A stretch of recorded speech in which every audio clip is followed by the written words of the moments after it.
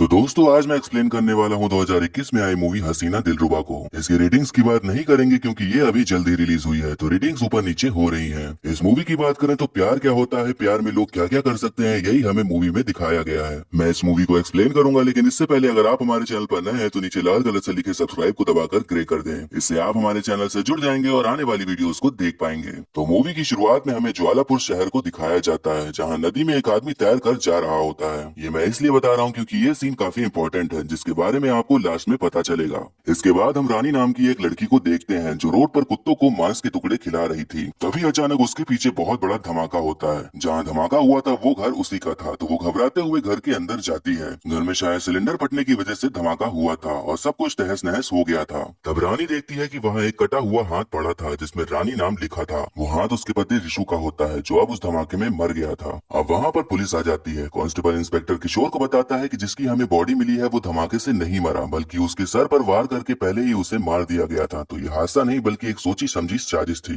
अब इंस्पेक्टर का पूरा शक मरे हुए ऋषु की बीवी रानी पर जाता है। अब सीन फिर 6 महीने के फ्लैशबैक में जाता है, जहाँ हमें ऋषु को दिखाया जाता है। वो और उसकी पूरी फैमिली उसके लिए लड़की देखने जा रहे थे। जब वो लड़की के घर पहुंच जाते हैं तो पता चलता है कि वो रानी ही होती है। ऋषु की माँ का नेचर एकदम हम जैसी मम्मियों की तरह ही था। वो वहाँ पर लड़की के बारे में सारी जांच पड़ताल करने लग जाती हैं। रानी ऋषु को चुपके चुपके देख रही होती है। तभी वहाँ उसकी मासी आकर कहती है कि लड़का तो काफी डिसेंट है, तुम्हें इससे ही शादी कर लेनी चाहिए। रानी कहती है कि देखने में तो एकदम सीधा साधा सही लग रहा है। तब उसकी मासी कहती है कि जो भी तुम्हारे पहले के सारे बॉयफ्रेंड्स थे उनसे तो कई ज्यादा बेहतर है। अब उसकी मासी बाहर जाकर ऋषु से कहती है कि रानी तुम्हें किचन में बुला रही है। अब ऋषु किचन में रानी से मिलने जाता है। ऋषु काफी सीधा साधा लड़का था, तो वो काफी ज्यादा नर्वस हो रखा था। ऋषु तो कुछ बोलता नहीं, तो रानी ही अपने बारे में बताने लगती है कि उसने लिटरेचर में पढ़ाई कर रखी है और टाइम पास के लिए वो सैलून में काम करती है और उसे खाना बिल्कुल नहीं बनाने आता, लेकिन वो संस्कारी बहुत है। फिर वो पूछती है कि आपने दिनेश पंडित की किताब पढ़ी है क्या? वो बेस्ट क्राइम नॉवलिस्ट है। वो छोटे छोटे शहरों में बड़े बड़े कत्ल करा देते हैं और पता भी नहीं चलता। ऋषु उससे कहता है कि उसने उनके बारे में नहीं सुना है, पर वो अब जाकर उनकी किताब जरूर पढ़ेगा। रानी अब उससे उसकी हॉबीज पूछती है, तो वो बताता है कि वो इंजीनियर है, तो घर के सामानों को ठीक करना उसको बड़ा पसंद है। तो रानी उसी बात पर उससे किचन का खराब पंखा ठीक करने को कह देती है। अब ऋषु की माँ परेशान हो रही होती है कि वो किचन में क्या कर रहा है, तो वॉशरूम के बहाने जाकर देखती है तो उसका बेटा उनके घर का पंखा ठीक कर रहा होता है। ऋषु को रानी पसंद आ गई थी। वो उससे ही शादी करना चाहता था, पर उसकी माँ ऐसा नहीं चाहती थी, क्योंकि जो सीन उसने किचन में देखा था उससे उन्होंने अंदाजा लगा लिया था कि आगे क्या होगा। अब ऋषु उसके प्यार में पागल हो गया था। वो अब रानी को खुद के साथ ही इमेजिन करने लगा था। अब वो चश्मे के बजाय कॉन्टैक्ट लेंसेज लगाने लगा था। उसके फेवरेट क्राइम नॉवलिस्ट की बुक भी पढ़ने लगा था, और तो और उसने उसके नाम का परमानेंट टैटू तक भी करवा लिया था। सारी रजामंदी हो जाने के बाद उन दोनों की धूमधाम से शादी हो जाती है। अब सीन फिर प्रेजेंट में आ जाता है, जहाँ रानी पुलिस स्टेशन में बैठी होती है। ऋषु के मौत के 2 महीने बीत चुके थे, पर इंस्पेक्टर को यही लग रहा था कि रानी ही खूनी है। इंस्पेक्टर रानी से सब कुछ बताने को कहता है। सीन फिर फ्लैशबैक में जाता है, जहां हम देखते हैं कि रानी अब शादी करके ऋषु के घर आ जाती है। अब जैसे नई दुल्हन आने पर काफी जश्न होता है, वैसा कुछ भी रानी को वहाँ पर नहीं दिखता। रानी समझ जाती है कि ऋषु कुछ ज्यादा ही सीधा साधा आदमी है। उस रात उन दोनों के बीच बिना कुछ हुए ही रानी सो जाती है।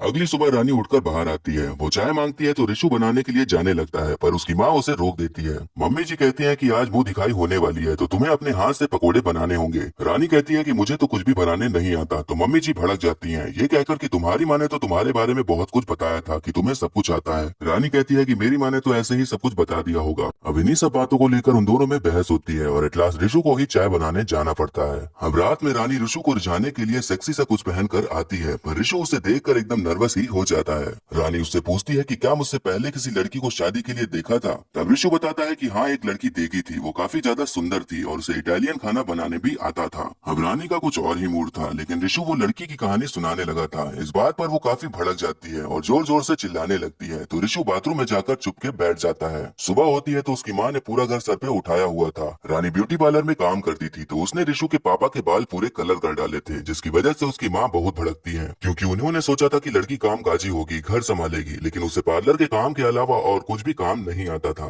अब रात में दारू की महफिल बैठती है, जिसमें ऋषु का दोस्त अफजर और उसके पिताजी शामिल होते हैं। अफजर उसे एडवाइस देता है कि तुम अब अपनी वाइफ को कंट्रोल में लाओ, थोड़ा काम काजी बनाओ, सुबह नाश्ता मांगो, यही सब चीजें करो, यही तो अरेंज मैरिज में होता है। वहीं रानी की मम्मी और मासी रानी को एडवाइस दे रही होती है कि ऋषु को थोड़ा और रिझाओ, अपना पल्लू गिराकर अपनी तरफ अट्रैक्ट करो, उसको अपने कंट्रोल में लाओ। अब ऋषु और रानी अपने अपने फैमिली मेंबर्स की बातों पर अमल करना स्टार्ट कर देते हैं। ऋषु जब रानी से कुछ भी बोलने जाता है तो रानी जानबूझ के अपना पल्लू गिरा देती है, तो ऋषु उसके दिल की गहराई देखकर वापस हो लेता है। इत्तेफाक की बात यह कि जब जब रानी ऐसा करती थी तो मम्मी जी उसे देख लेती थी। ये जो भी चल रहा होता है वो काफी काफी ज्यादा फनी होता है, क्योंकि मम्मी जी जो फनी एक्सप्रेशंस दे रही थी वो काफी कमाल के होते हैं। अब ऋषु का दोस्त उसे सलाह देता है कि अब तुम्हें रानी को रिझाना चाहिए, उसे वो खुशी देनी चाहिए जो वो तुमसे चाहती है। अब इस बात को भी ऋषु मान जाता है और घर जाकर बेड पे रानी को रिझाने के लिए तैयार होकर बैठ जाता है। रानी को भी यही एडवाइस मिली थी तो वो भी यही करती है। अब उन दोनों में रोमांस स्टार्ट हो जाता है, लेकिन ऋषु का दिल का दरिया शुरू होने के कुछ सेकंड बाद ही बह जाता है। रानी का मूड इस बात से काफी खराब हो जाता है, तो वो अब अपने सारे अरमान दबाकर चुपचाप सो जाती है। कुछ देर बाद ऋषु उठता है और वॉशरूम चला जाता है। तभी रानी को उसकी मम्मी का कॉल आता है। वो रानी से पूछती है कि कुछ हो पाया या नहीं। तब रानी बताती है कि ऋषु एकदम पुश रॉकेट निकला, फूटने से पहले ही खत्म हो गया, उसके बस का कुछ भी नहीं। अब यही सब बातें ऋषु बाथरूम के अंदर सब सुन लेता है। ऋषु को वो सारी बातें सुनकर काफी हर्ट हुआ था, तो वो रानी को इग्नोर करना शुरू कर देता है। रानी उससे बात करने का ट्राई करती रहती है, पर वो उसे ठीक से बात नहीं करता। एक दिन रानी उससे पूछ ही लेती है कि आखिर हुआ क्या है, क्यों इग्नोर कर रहे हो मुझे। तब ऋषु उसे बता देता है कि उस दिन उसने सारी बातें सुन ली थी। ऋषु उससे पूछता है कि आपको कैसा लड़का चाहिए था। तब रानी बताती है कि जो डैशिंग हो, सेंस ऑफ ह्यूमर अच्छा हो, और ऐसे ही कई क्वालिटीज बताती है। ऋषु कहता है कि आपको तो 5-6 लड़के एक साथ ही चाहिए, तो एक में ही इतनी सारी क्वालिटीज कहाँ मिलेंगी। रानी कहती है कि एक लड़के में कम से कम 1-2 क्वालिटीज तो मिलनी ही चाहिए। ऋषु उससे कहता है कि बॉस ने MBA की कोचिंग लगा दी है, तो ऑफिस के बाद मैं वहीं जाऊंगा, और आपको जैसा लड़का चाहिए था वैसा नहीं मिला तो उसके लिए सॉरी। उसके बाद से ऋषु और रानी की दूरियां बढ़ती चली जाती हैं और उन दोनों में बिल्कुल भी बात होना खत्म सी हो जाती है। एक दिन रानी देखती है कि ऋषु किसी लड़की से बात कर रहा था। ये देखकर उसकी काफी ज्यादा जल जाती है और वो उसी टाइम ऋषु के पास जाकर उसे उल्टा सीधा सुना देती है। यहाँ तक तो सब जैसा चल रहा था वैसा ही चल रहा था, लेकिन अब कहानी एक नया मोड़ ले लेती है। अब घर में मम्मी जी की बहनोई का भांजा कुछ दिन के लिए रहने को आया होता है। रानी उससे मिलती है और उन दोनों में थोड़ी बातचीत होती है। लड़के का नाम नील होता है और वो टूरिस्ट को रिवर राफ्टिंग राइड कराता था। वहाँ रहकर नील को एहसास हो जाता है कि ऋषु और रानी की आपस में नहीं बनती है। नील बिल्कुल वैसा ही लड़का था जैसे रानी अपने ख्यालों में सोचती थी, तो वो धीरे धीरे उससे ही अट्रैक्ट होने लग जाती है। रानी ने कभी भी किचन में कोई भी काम नहीं किया था, पर वो नील के लिए चाय बनाकर ले जाती है। नील उसे फिर उसके हाथों का खाना खाने की इच्छा जताता है, तो अब रानी खाना भी बनाने लग जाती है।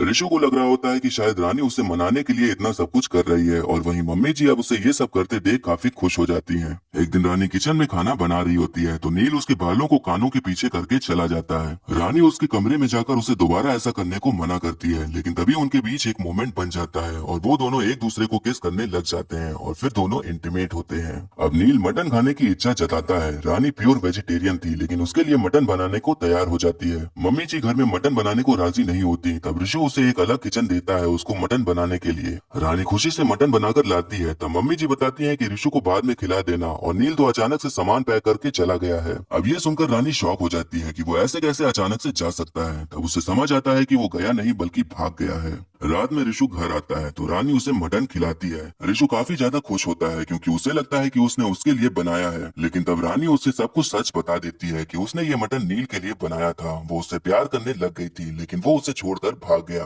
ये सब सुनकर ऋषु तब कोई भी रिएक्शन नहीं देता है और खाने में पड़ा होता है जैसे उसने कुछ सुना ही ना हो। पर ये सच जानने के बाद वो अंदर ही अंदर टूट चुका था। वो अब कॉन्टैक्ट लेंस हटाकर चश्मा लगाकर अपने रूप में आ जाता है और नील से मिलने के लिए नोएडा चला जाता है। जब नील उसे दिखता है तो वो एक स्क्रू ड्राइवर लेकर गुस्से में उस पर हमला कर देता है। वो नील को मार नहीं पाता, पर नील उसे बहुत मारता है। अब ऋषु घर वापस आ जाता है। तब रानी उससे पूछती है कि वो कहाँ गया था। तब ऋषु बताता है कि वो नील से मिलने गया था और उससे पिटकर आ रहा है। रानी ने जो भी किया था वो सबके लिए सॉरी बोलती है, पर ऋषु उसकी बात नहीं सुनता और कहता है कि तुम यहाँ से चली जाओ, वरना मैं तुम्हारे साथ कुछ कर डालूंगा या तो तुम्हें मार डालूंगा। अब रानी जाने के लिए तैयार हो जाती है और बाहर खड़े होकर रिक्शा रोक रही होती है, पर कोई भी रुक नहीं रहा होता। तभी वहाँ पर कुछ आवारा लड़के आ जाते हैं और रानी को छेड़ने लगते हैं। वहाँ ऋषु आकर उसे अंदर जाने को कह देता है। वो लड़के नील के ही दोस्त थे, तो वो उसी का नाम ले लेकर ऋषु को भी चिढ़ाने लगते हैं। रानी देखती है कि उसके चक्कर में ऋषु इतना सब कुछ सह रहा था। उसके प्यार को देखकर रानी पिघल जाती है और फैसला करती है कि वो घर में ही रहेगी और उसे छोड़कर कहीं भी नहीं जाएगी। रानी को देख देखकर ऋषु के मन में रानी और नील के साथ में इंटीमेट होने के ख्याल आने लगते हैं। अब उसके अंदर रानी को लेकर पूरा गुस्सा भर चुका था। अगले दिन हम देखते हैं कि रानी सीढ़ियों से उतर रही होती है, तभी वो सीढ़ियों से फिसलकर नीचे गिर जाती है। ऋषु वहीं पर ही होता है, पर वो उसकी कोई भी हेल्प नहीं करता। रानी को बहुत ही ज्यादा चोट आती है। वो देखती है कि सीढ़ियों पर पेपर सोप पड़े हुए थे, जिससे कि लग रहा था कि उसे जानबूझकर गिराने की साजिश की गई हो। रानी ऋषु के पर्स में से पैसे निकालने जाती है तो देखती है कि उसके पर्स में पेपर पास सोप का पैकेट पड़ा था। तब उसे समझ आता है कि ये चीज रिशु ने ही की थी। रिशु के अंदर गुस्सा भरा हुआ था। रानी ने जो किया था वो उससे बदला ले रहा था। अब वो ऐसे ही रानी के साथ कुछ न कुछ करता ही रहता था और उसे चोट पहुंचाकर उसे उसकी गलती का एहसास दिला रहा था। रानी को पता था कि वो भले ही ये सब कर रहा है पर वो उससे प्यार भी बहुत करता है, इसलिए वो ये सब सह रही थी और घर से नहीं जा रही थी। एक दिन छत पर रिशु दारू पार्टी कर रहा होता है। तब रानी वहां आकर उसे कहती है कि ऐसे ही धीरे धीरे तड़पाने से अच्छा है कि तुम मुझे जान से ही क्यों नहीं मार देते। वो छत की बाउंड्री पर जाकर खड़ी हो जाती है और उसे धक्का देकर एक बार में ही मार डालने को कहती है। रिशु उसके पास जाता है पर उसे धक्का नहीं देता। वो उसके साथ कितना भी कुछ कर ले पर वो उससे प्यार तो करता ही था। रानी तब उससे रो रो कर अपनी गलती के लिए माफी मांगती है। रिशु को एहसास होता है कि रानी को रियलाइज हो गया है कि हाँ सच में उसकी गलती थी। अब रिशु उसे माफ कर देता है और उसे अपना लेता है। अब उन दोनों में धीरे धीरे करीबियां आने लगती हैं और उनके प्यार की एक नई शुरुआत हो जाती है। एक दिन वो दोनों कहीं बाहर घूमने गए हुए थे, तभी वहाँ एक बाइक वाला आता है और उनकी कार से टकराता है, जिसकी वजह से उनकी कार का शीशा टूट जाता है। वो बाइक वाला कोई और नहीं बल्कि नील होता है। रानी उसकी शक्ल देखकर एकदम गुस्सा जाती है और कार से निकलकर उसकी बाइक का भी शीशा तोड़ देती है। नील रिशु से कहता है कि मेरे बाइक पे जगह खाली हो गई है तो रानी से पूछ लो कि शायद वो बैठना चाहे। ये सुनकर रिशु को बहुत गुस्सा आ जाता है और वो गाड़ी भगाकर नील का पीछा करने लगता है। रानी उसके चेहरे पर जलन और गुस्सा दोनों देखती है। वो देखती है कि रिशु भले ही सीधा आदमी था बट उसके लिए वो कुछ भी कर सकता था। रिशु गाड़ी भगाता है और नील को ठोकने लगता है पर कैसे भी करके नील वहाँ से भाग लेता है। रिशु की कार खराब हो जाती है तो वो मैकेनिक के पास ठीक करवाने को ले जाता है। वहाँ रिशु और रानी की बातचीत होने लग जाती है और उसी बीच वो दोनों काफी क्लोज आ जाते हैं और वहीं पर ही वो दोनों इंटीमेट होने लग जाते हैं। अब उन दोनों के बीच में सब कुछ सही हो जाता है। सीन फिर प्रेजेंट में आता है जहां हम देखते हैं कि पुलिस वहां उसके घर के पास में पूछताछ करने गई होती है। घर की पड़ोसन ने उन्हें बताया था कि पहले नील घर के अंदर गया था, फिर उसके बाद रिशु अंदर गया और थोड़ी ही देर बाद फिर रानी बाहर निकलकर आई थी। फिर रानी एक बच्ची से रिशु को दरवाजा बंद करने को बोलती है। जब बच्ची दरवाजा बंद करने को बोलने जाती है तो वो देखती है कि नील ने दरवाजा बंद किया था। अब पुलिस इंस्पेक्टर पूछताछ के लिए वहाँ खड़े एक रिक्शा वाले को बुलाता है। रिक्शा वाला बताता है कि वही रानी को बैठाकर मार्केट ले गया था, फिर वहाँ उसने वेट किया और उसके बाद वही वापस उसे घर छोड़ने आया था। वो उतरने के बाद कुत्तों को खिलाने लगी थी और तभी वहाँ पर धमाका हो गया। इंस्पेक्टर को समझ में नहीं आ रहा था कि आखिर सच क्या है। तभी उसको एक कॉल आता है। वो पुलिस स्टेशन वापस जाता है जहाँ वो एक वीडियो देखता है जिसमें दिखाई पड़ता है कि एक लड़का नदी में कूदकर तैर के भाग रहा था। ये वही सीन था जो हमें स्टार्टिंग में दिखाया गया था। इंस्पेक्टर को समझ आता है कि वो नील है जो रिशु को मारकर भागा है। तभी वहाँ पर एक सीनियर पुलिस ऑफिसर आ जाता है। वो उससे कहता है कि तुम 2 महीने से इस केस में लगे हुए हो, तब भी खूनी को नहीं पकड़ पाए, तो अब मैं तुम्हें दूसरे केस में लगा रहा हूँ। इंस्पेक्टर ऑफिसर से 2 दिन की और मोहलत मांगता है तो ऑफिसर उससे 2 दिन का और टाइम दे देता है। अब वो वीडियो जाकर रानी को दिखाता है और उससे पूछता है कि नील कहाँ पर है, पर वो कुछ भी नहीं बताती।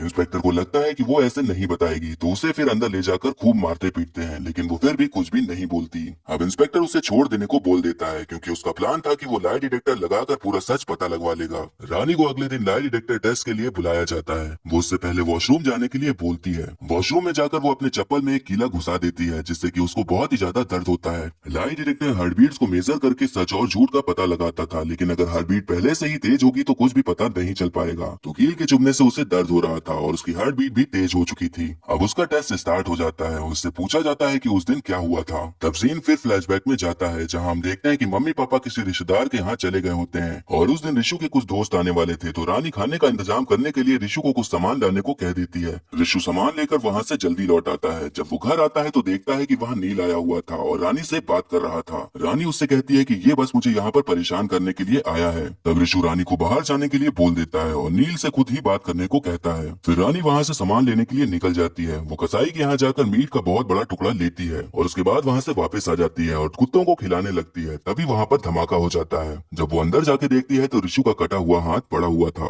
लाई डिटेक्टर की रिपोर्ट एकदम नॉर्मल आती है। डॉक्टर इंस्पेक्टर से कहता है कि हार्टबीट रानी की तेज थी और पूरे टेस्ट के टाइम वैसे ही थी। अब मैं उससे ऐसे सवाल पूछूंगा जिसमें सिर्फ हाँ और ना में ही जवाब देना होगा। तभी डॉक्टर नोटिस करता है कि रानी लंगड़ा के चल रही थी। तब वो समझ जाता है कि कुछ तो गड़बड़ है। अब रानी का चप्पल उतरवाया जाता है। तब पता चलता है कि उसके अंदर कील गड़ी हुई थी, इसीलिए उसकी हार्टबीट तेज थी। अब उससे फिर से दोबारा सवाल किए जाते हैं कि उसने रिशु को मारा या नहीं, जिसमें वो ना में ही जवाब देती है, लेकिन फिर भी लाई डिटेक्टर कोई भी झूठ पकड़ नहीं पाता। अब सीनियर ऑफिसर ने जो उसे 2 दिन की मोहलत दी थी वो खत्म हो चुकी थी, लेकिन अब तक क्लियर नहीं हो पाया था कि मर्डर रानी ने किया है या फिर किसी और ने। तो ऑफिसर अब उसे इस केस से हटाकर दूसरे केस में लगा देता है। हम देखते हैं कि रानी के ऊपर लगे सारे एलिगेशन इन्वेस्टिगेशन हटा दिए जाते हैं और इस केस की फाइल भी बंद हो जाती है। इंस्पेक्टर के दिमाग से इस केस का भूत नहीं उतरा था क्योंकि उसने ये केस काफी पर्सनली ले लिया था। अब 5 साल बीत जाते हैं पर तब भी इंस्पेक्टर पता नहीं लगा पाता कि खूनी कौन था। अब उसका ट्रांसफर कहीं और कर दिया गया था तो वो ट्रेन से वहीं पर जा रहा था। तभी उसे बुक स्टॉल में वो नॉवल दिखती है जिसे रानी पढ़ा करती थी। इंस्पेक्टर उसे पढ़ने के लिए खरीद लेता है। इंस्पेक्टर जब उस बुक को पढ़ रहा होता है तब यहाँ पर सारे राज खुलते हैं कि उस दिन आखिर असलियत में हुआ क्या था। उस दिन ऋषु सामान लेने बाजार चला गया था लेकिन सामान लेकर जल्दी घर वापस आ जाता है। तब वो देखता है कि नील वहाँ पर मौजूद होता है जिससे कि रानी बात कर रही थी। रानी उसे बताती है कि ये जबरदस्ती मुझे परेशान करने आया है। नील तब उल्टी सीधी बातें करने लगता है और रानी को गलत चीजें बोलने लगता है। नील कहता है कि उसके पास रानी की वीडियोस और फोटोज हैं जो कि वो हर जगह फैला देगा। इस बात पर ऋषु को बहुत गुस्सा आ जाता है और वो उसे मारने लग जाता है लेकिन नील उस पर भारी पड़ता है और वो ऋषु को गला दबाकर मारने लगता है। तभी रानी नील के सर पर उसी मीट के टुकड़े से हमला कर देती है। मीट का टुकड़ा इतना हैवी था कि उसके वार से नील वहीं पर तुरंत मर जाता है। अब दोनों एकदम घबरा जाते हैं कि अब क्या करें, उन्हें कुछ भी समझ नहीं आ रहा होता। रानी पुलिस को कॉल करने को कहती है लेकिन ऋषु ऐसा करने से मना कर देता है। वो कहता है कि तुम इसकी मौत की वजह से जेल में नहीं जाओगी। तब उसके दिमाग में उसी दिनेश पंडित की नॉवेल का एक किस्सा याद आता है। वो रानी से कहता है कि वो जैसा कह रहा है बस वैसा ही करे। ऋषु नील के कपड़े उतार कर खुद ही पहन लेता है और फिर उसका हाथ काट डालता है। उसके बाद वो कैसे भी करके अपना भी हाथ काट डालता है और अपने हाथ को नील के पास रख देता है। रानी ने आज तक घर का कोई भी काम नहीं किया था पर वो आज खून को साफ करने के लिए पोछा लगा रही थी। अब ऋषु रानी को नॉर्मली मार्केट जाने को कहता है। रानी वैसे ही सेम बाहर जाकर वही सब करती है जो हमें दिखाया गया था और इस मटन के टुकड़े से उसने नील को मारा था वो मार्केट से उसके टुकड़े करवा लाई थी और उन्हीं टुकड़ों को ही कुत्तों को खिला देती है। तो इस तरह कोई भी मर्डर वेपन पुलिस को नहीं मिलता। वहीं अंदर नील गैस खोल देता है और वहाँ आग लगाकर पीछे के रास्ते नदी में कूद जाता है। कुछ ही देर बाद वहाँ धमाका हो जाता है और रानी वैसे ही अंदर जाती है। तब इंस्पेक्टर को समझ आता है कि यहाँ पर ऋषु का नहीं नील का मर्डर हुआ था और रानी को बचाने के लिए उसने अपना हाथ सेक्रीफाइस कर दिया था ताकि ये लगे कि वहाँ वो मरा है, नील नहीं। अब ऋषु वहाँ से तैरने लग जाता है लेकिन उसका हाथ कटा हुआ था और बहुत खून बह रहा था तो वो नदी में बेहोश होकर नीचे डूब जाता है। अब सीन प्रेजेंट में आता है और हमें रानी को दिखाया जाता है जो कि ट्रेन से उतरकर कहीं जा रही थी। तब उसके पीछे हम ऋषु को देखते हैं। तब हमें पता चलता है कि ऋषु नदी में डूबा नहीं था, वो नदी से बाहर निकलने में कामयाब हो गया था। अब ऋषु रानी का हाथ पकड़ता है और उनकी जिंदगी की अब नई शुरुआत हो जाती है और मूवी यहीं पर खत्म हो जाती है।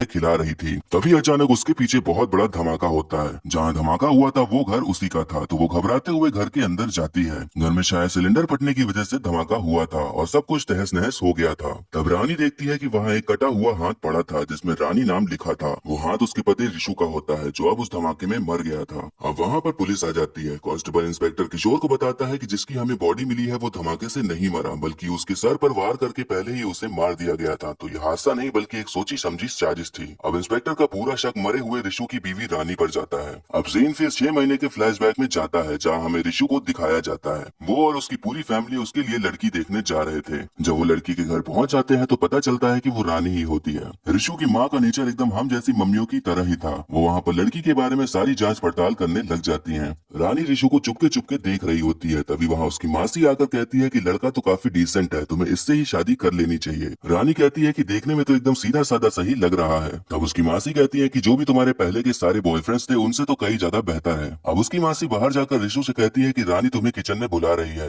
अब ऋषु किचन में रानी से मिलने जाता है। ऋषु काफी सीधा साधा लड़का था तो वो काफी ज्यादा नर्वस हो रखा था। ऋषु तो कुछ बोलता नहीं तो रानी अपने बारे में बताने लगती है कि उसने लिटरेचर में पढ़ाई कर रखी है और टाइम पास के लिए वो सैलून में काम करती है और उसे खाना बिल्कुल नहीं बनाने आता लेकिन वो संस्कारी बहुत है। फिर वो पूछती है कि आपने दिनेश पंडित की किताब पढ़ी है क्या? वो बेस्ट क्राइम नॉवलिस्ट हैं। वो छोटे छोटे शहरों में बड़े बड़े कत्ल करा देते हैं और पता भी नहीं चलता।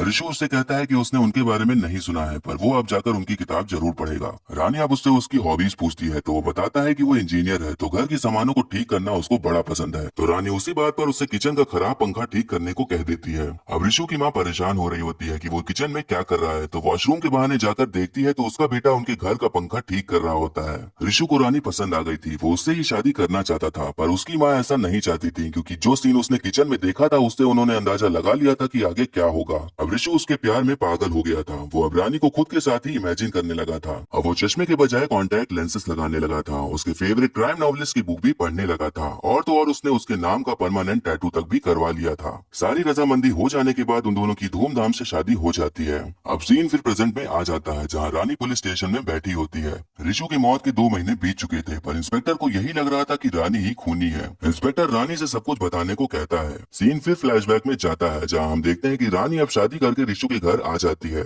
अब जैसे नई दुल्हन आने पर काफी जश्न होता है, वैसा कुछ भी रानी को वहाँ पर नहीं दिखता। रानी समझ जाती है कि ऋषु कुछ ज्यादा ही सीधा साधा आदमी है। उस रात उन दोनों के बीच बिना कुछ हुए ही रानी सो जाती है। अगली सुबह रानी उठकर बाहर आती है। वो चाय मांगती है तो ऋषु बनाने के लिए जाने लगता है, पर उसकी माँ उसे रोक देती है। मम्मी जी कहती है कि आज मुंह दिखाई होने वाली है, तो तुम्हें अपने हाथ से पकोड़े बनाने होंगे। रानी कहती है कि मुझे तो कुछ भी बनाने नहीं आता, तो मम्मी जी भड़क जाती हैं, ये कहकर कि तुम्हारी माँ ने तो तुम्हारे बारे में बहुत कुछ बताया था कि तुम्हें सब कुछ आता है। रानी कहती है कि मेरी माँ ने तो ऐसे ही सब कुछ बता दिया होगा। अब इन्हीं सब बातों को लेकर उन दोनों में बहस होती है और एट लास्ट ऋषु को ही चाय बनाने जाना पड़ता है। अब रात में रानी ऋषु को रिझाने के लिए सेक्सी सा कुछ पहनकर आती है, पर ऋषु उसे देखकर एकदम नर्वस ही हो जाता है। रानी उससे पूछती है कि क्या मुझसे पहले किसी लड़की को शादी के लिए देखा था? तब ऋषु बताता है कि हाँ, एक लड़की देखी थी, वो काफी ज्यादा सुंदर थी और उसे इटालियन खाना बनाने भी आता था। अब रानी का कुछ और ही मूड था, लेकिन ऋषु वो लड़की की कहानी सुनाने लगा था। इस बात पर वो काफी भड़क जाती है और जोर जोर से चिल्लाने लगती है, तो ऋषु बाथरूम में जाकर चुप के बैठ जाता है। सुबह होती है तो उसकी माँ ने पूरा घर सर पे उठाया हुआ था।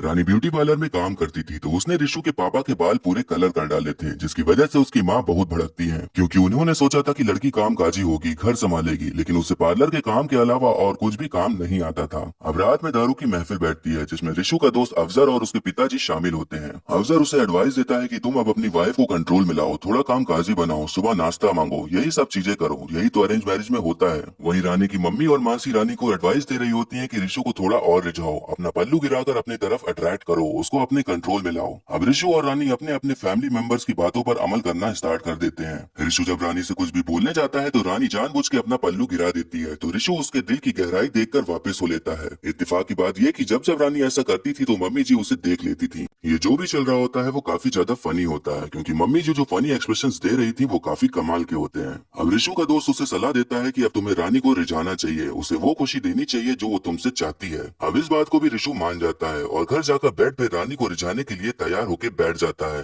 रानी को भी यही एडवाइस मिली थी, तो वो भी यही करती है। अब उन दोनों में रोमांस स्टार्ट हो जाता है, लेकिन ऋषु का दिल का दरिया शुरू होने के कुछ सेकंड बाद ही बह जाता है। रानी का मूड इस बात से काफी खराब हो जाता है, तो वो अब अपने सारे अरमान दबाकर चुपचाप सो जाती है। कुछ देर बाद ऋषु उठता है और वॉशरूम चला जाता है। तभी रानी को उसकी मम्मी का कॉल आता है। वो रानी से पूछती है कि कुछ हो पाया या नहीं। तब रानी बताती है कि ऋषु एकदम फुस रॉकेट निकला, फूटने से पहले ही खत्म हो गया, उसके बस का कुछ भी नहीं। अब यही सब बातें ऋषु बाथरूम के अंदर सब सुन लेता है। ऋषु को वो सारी बातें सुनकर काफी हर्ट हुआ था, तो वो रानी को इग्नोर करना शुरू कर देता है। रानी उससे बात करने का ट्राई करती रहती है, पर वो उसे ठीक से बात नहीं करता। एक दिन रानी उससे पूछ ही लेती है कि आखिर हुआ क्या है, क्यों इग्नोर कर रहे हो मुझे। तब ऋषु उसे बता देता है कि उस दिन उसने सारी बातें सुन ली थी।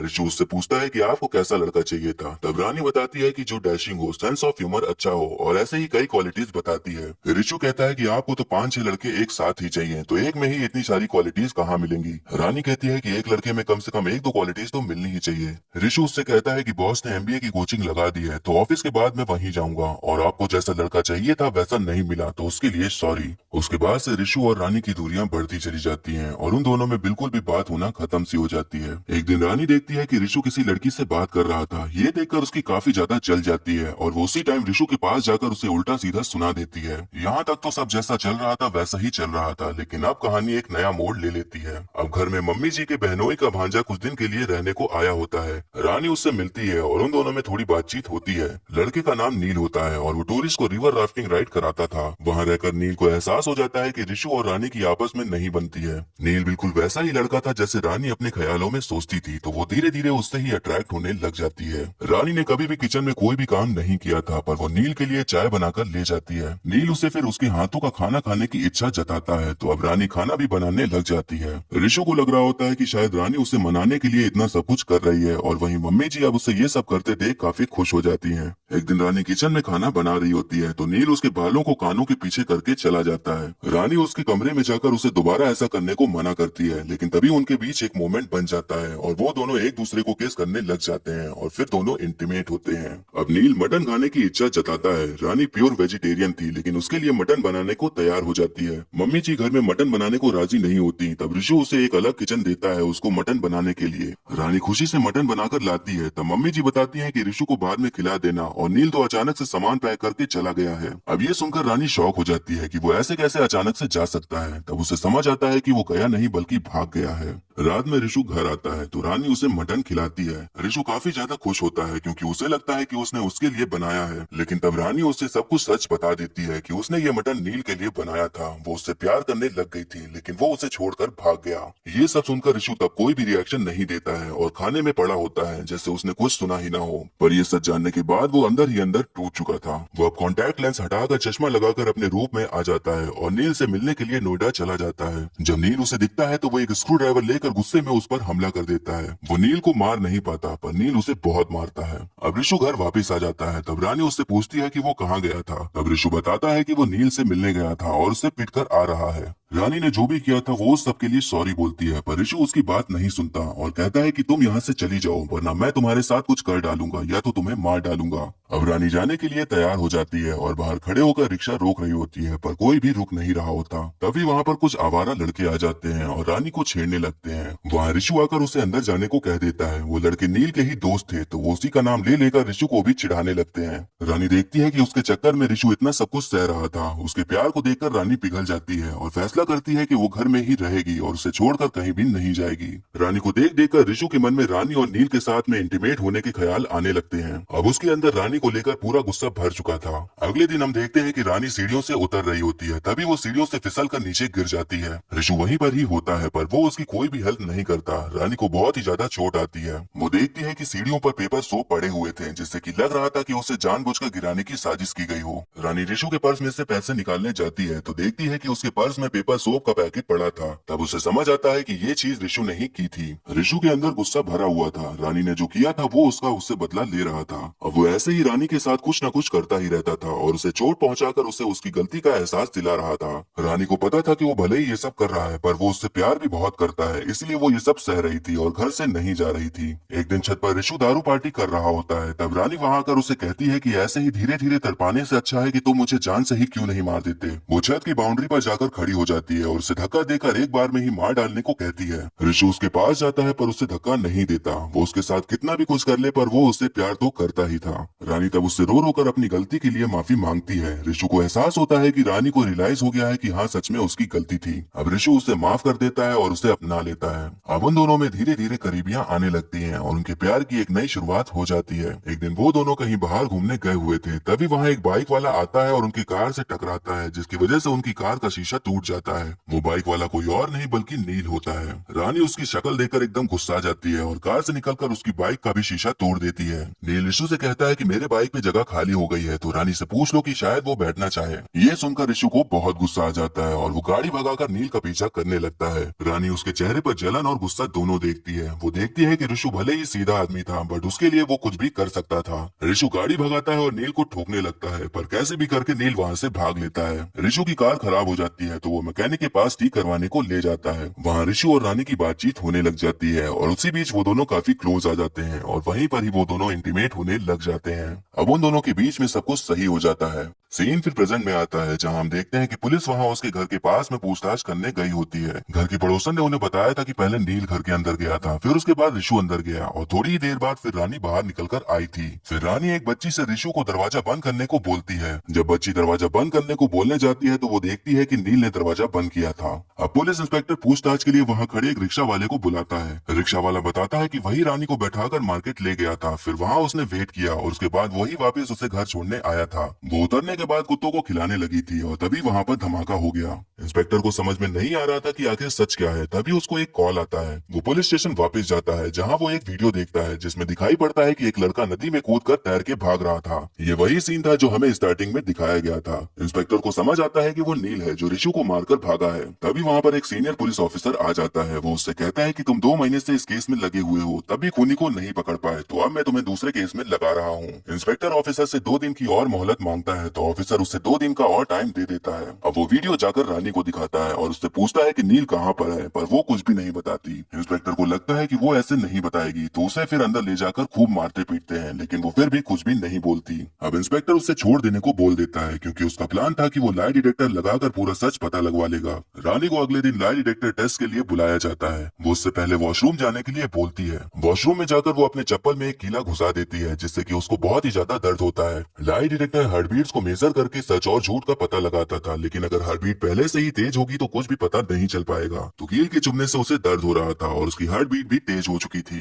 अब उसका टेस्ट स्टार्ट हो जाता है और उससे पूछा जाता है कि उस दिन क्या हुआ था। तब सीन फिर फ्लैशबैक में जाता है, जहां हम देखते हैं कि मम्मी पापा किसी रिश्तेदार के यहाँ चले गए होते हैं और उस दिन ऋषु के कुछ दोस्त आने वाले थे। तो रानी खाने का इंतजाम करने के लिए ऋषु को कुछ सामान लाने को कह देती है। ऋषु सामान लेकर वहाँ से जल्दी लौट आता है। जब वो घर आता है तो देखता है कि वहाँ नील आया हुआ था और रानी से बात कर रहा था। रानी उससे कहती है कि ये बस मुझे यहाँ पर परेशान करने के लिए आया है। तब ऋषु रानी को बाहर जाने के लिए बोल देता है और नील से खुद ही बात करने को कहता है। फिर रानी वहाँ से सामान लेने के लिए निकल जाती है। वो कसाई के यहाँ जाकर मीट का बहुत बड़ा टुकड़ा लेती है और उसके बाद वहाँ से वापस आ जाती है और कुत्तों को खिलाने लगती है। तभी वहाँ पर धमाका हो जाता है। जब वो अंदर जाके देखती है तो ऋषु का कटा हुआ हाथ पड़ा हुआ था।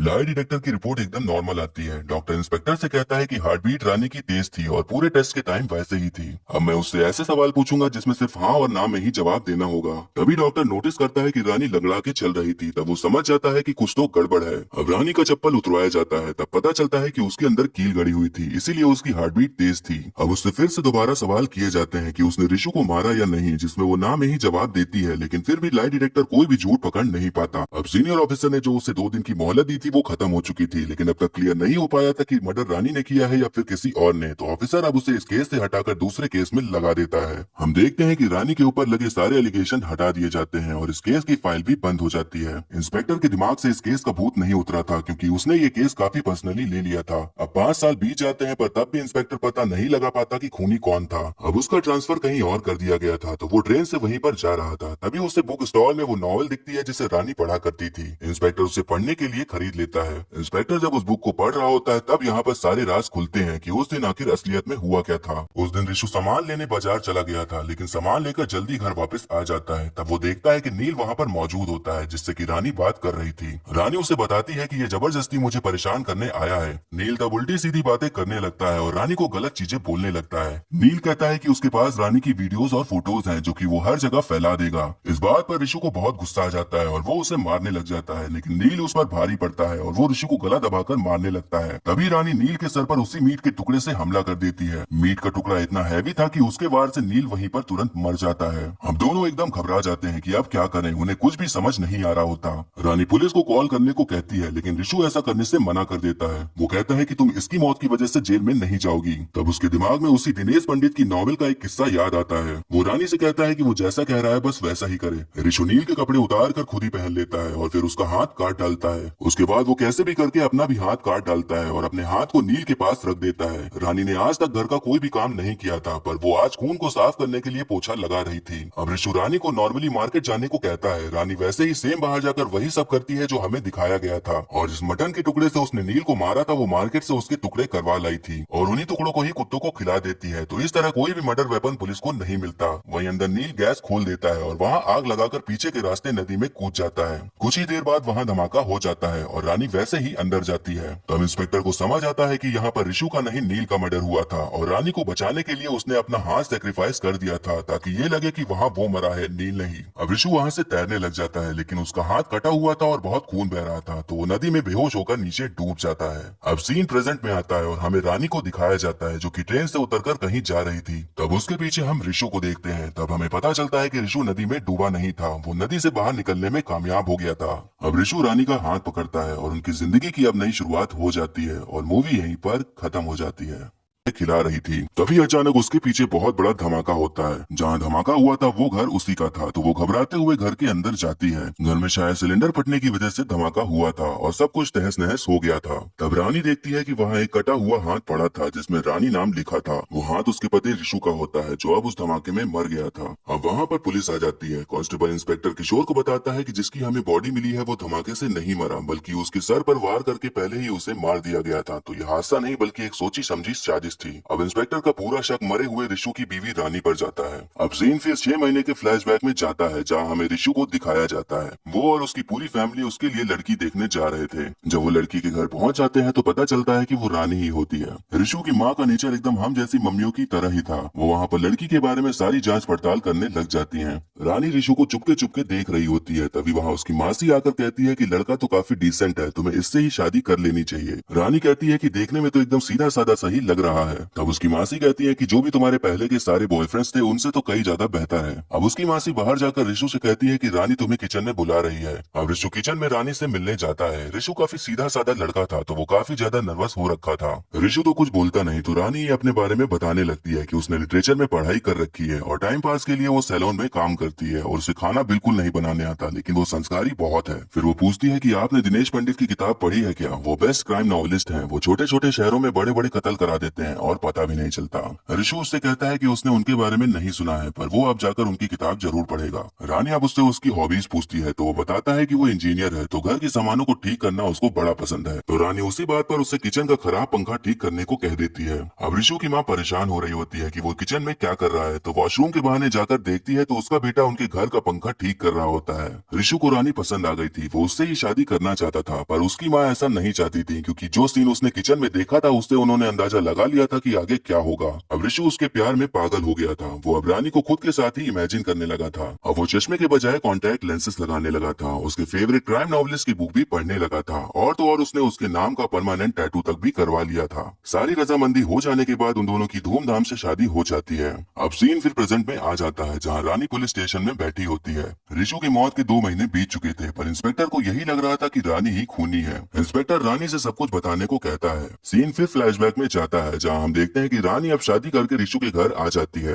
अब जैसे नई दुल्हन आने पर काफी जश्न होता है वैसा कुछ भी रानी को वहाँ पर नहीं दिखता। रानी समझ जाती है कि ऋषु कुछ ज्यादा ही सीधा साधा आदमी है। उस रात उन दोनों के बीच बिना कुछ हुए ही रानी सो जाती है। अगली सुबह रानी उठकर बाहर आती है। वो चाय मांगती है तो ऋषु बनाने के लिए जाने लगता है पर उसकी माँ उसे रोक देती है। मम्मी जी कहती है कि आज मुंह दिखाई होने वाली है तो तुम्हें अपने हाथ से पकोड़े बनाने होंगे। रानी कहती है कि मुझे तो कुछ भी बनाने नहीं आता तो मम्मी जी भड़क जाती हैं, ये कहकर कि तुम्हारी माँ ने तो तुम्हारे बारे में बहुत कुछ बताया था कि तुम्हें सब कुछ आता है। रानी कहती है कि मेरी माँ ने तो ऐसे ही सब कुछ बता दिया होगा। अब इन्हीं सब बातों को लेकर उन दोनों में बहस होती है और एट लास्ट ऋषु को ही चाय बनाने जाना पड़ता है। अब रात में रानी ऋषु को रिझाने के लिए सेक्सी सा कुछ पहनकर आती है पर ऋषु उसे देखकर एकदम नर्वस ही हो जाता है। रानी उससे पूछती है कि क्या मुझसे पहले किसी लड़की को शादी के लिए देखा था? तब ऋषु बताता है कि हाँ, एक लड़की देखी थी। वो काफी ज्यादा सुंदर थी और उसे इटालियन खाना बनाने भी आता था। अब रानी का कुछ और ही मूड था लेकिन ऋषु वो लड़की की कहानी सुनाने लगा था। इस बात पर वो काफी भड़क जाती है और जोर जोर से चिल्लाने लगती है तो ऋषु बाथरूम में जाकर चुपके बैठ जाता है। सुबह होती है तो उसकी माँ ने पूरा घर सर पे उठाया हुआ था।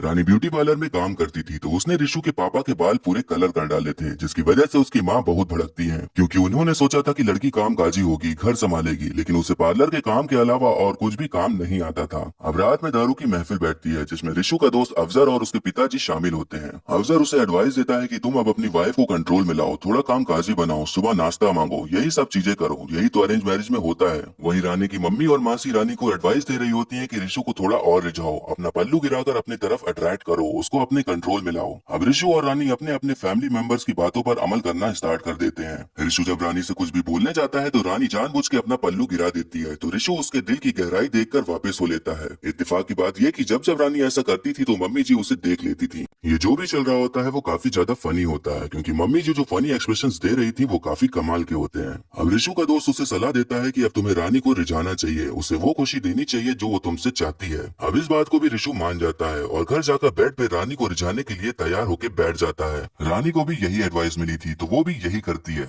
अब उन दोनों में रोमांस स्टार्ट हो जाता है लेकिन ऋषु का दिल का दरिया शुरू होने के कुछ सेकंड बाद ही बह जाता है। रानी का मूड इस बात से काफी खराब हो जाता है तो वो अब अपने सारे अरमान दबाकर चुपचाप सो जाती है। कुछ देर बाद ऋषु उठता है और वॉशरूम चला जाता है। तभी रानी को उसकी मम्मी का कॉल आता है। वो रानी से पूछती है कि कुछ हो पाया या नहीं। तब रानी बताती है कि ऋषु एकदम फुस रॉकेट निकला, फूटने से पहले ही खत्म हो गया, उसके बस का कुछ भी नहीं। अब यही सब बातें ऋषु बाथरूम के अंदर सब सुन लेता है। ऋषु को वो सारी बातें सुनकर काफी हर्ट हुआ था तो वो रानी को इग्नोर करना शुरू कर देता है। रानी उससे बात करने का ट्राई करती रहती है पर वो उसे ठीक से बात नहीं करता। एक दिन रानी उससे पूछ ही लेती है कि आखिर हुआ क्या है, क्यों इग्नोर कर रहे हो मुझे। तब ऋषु उससे बता देता है कि उस दिन उसने सारी बातें सुन ली थी थी। ऋषु उससे पूछता है कि आपको कैसा लड़का चाहिए था। तब रानी बताती है कि जो डैशिंग हो, सेंस ऑफ ह्यूमर अच्छा हो और ऐसे ही कई क्वालिटीज बताती है। ऋषु कहता है कि आपको तो 5-6 लड़के एक साथ ही चाहिए, तो एक में ही इतनी सारी क्वालिटीज कहाँ मिलेंगी। रानी कहती है कि एक लड़के में कम से कम 1-2 क्वालिटीज तो मिलनी ही चाहिए। ऋषु उससे कहता है कि बॉस ने एमबीए की कोचिंग लगा दी है, तो ऑफिस के बाद मैं वहीं जाऊंगा, और आपको जैसा लड़का चाहिए था वैसा नहीं मिला तो उसके लिए सॉरी। उसके बाद से ऋषु और रानी की दूरियां बढ़ती चली जाती हैं और उन दोनों में बिल्कुल भी बात होना खत्म सी हो जाती है। एक दिन रानी देखती है कि ऋषु किसी लड़की से बात कर रहा था। ये देखकर उसकी काफी ज्यादा जल जाती है और वो उसी टाइम ऋषु के पास जाकर उसे उल्टा सीधा सुना देती है।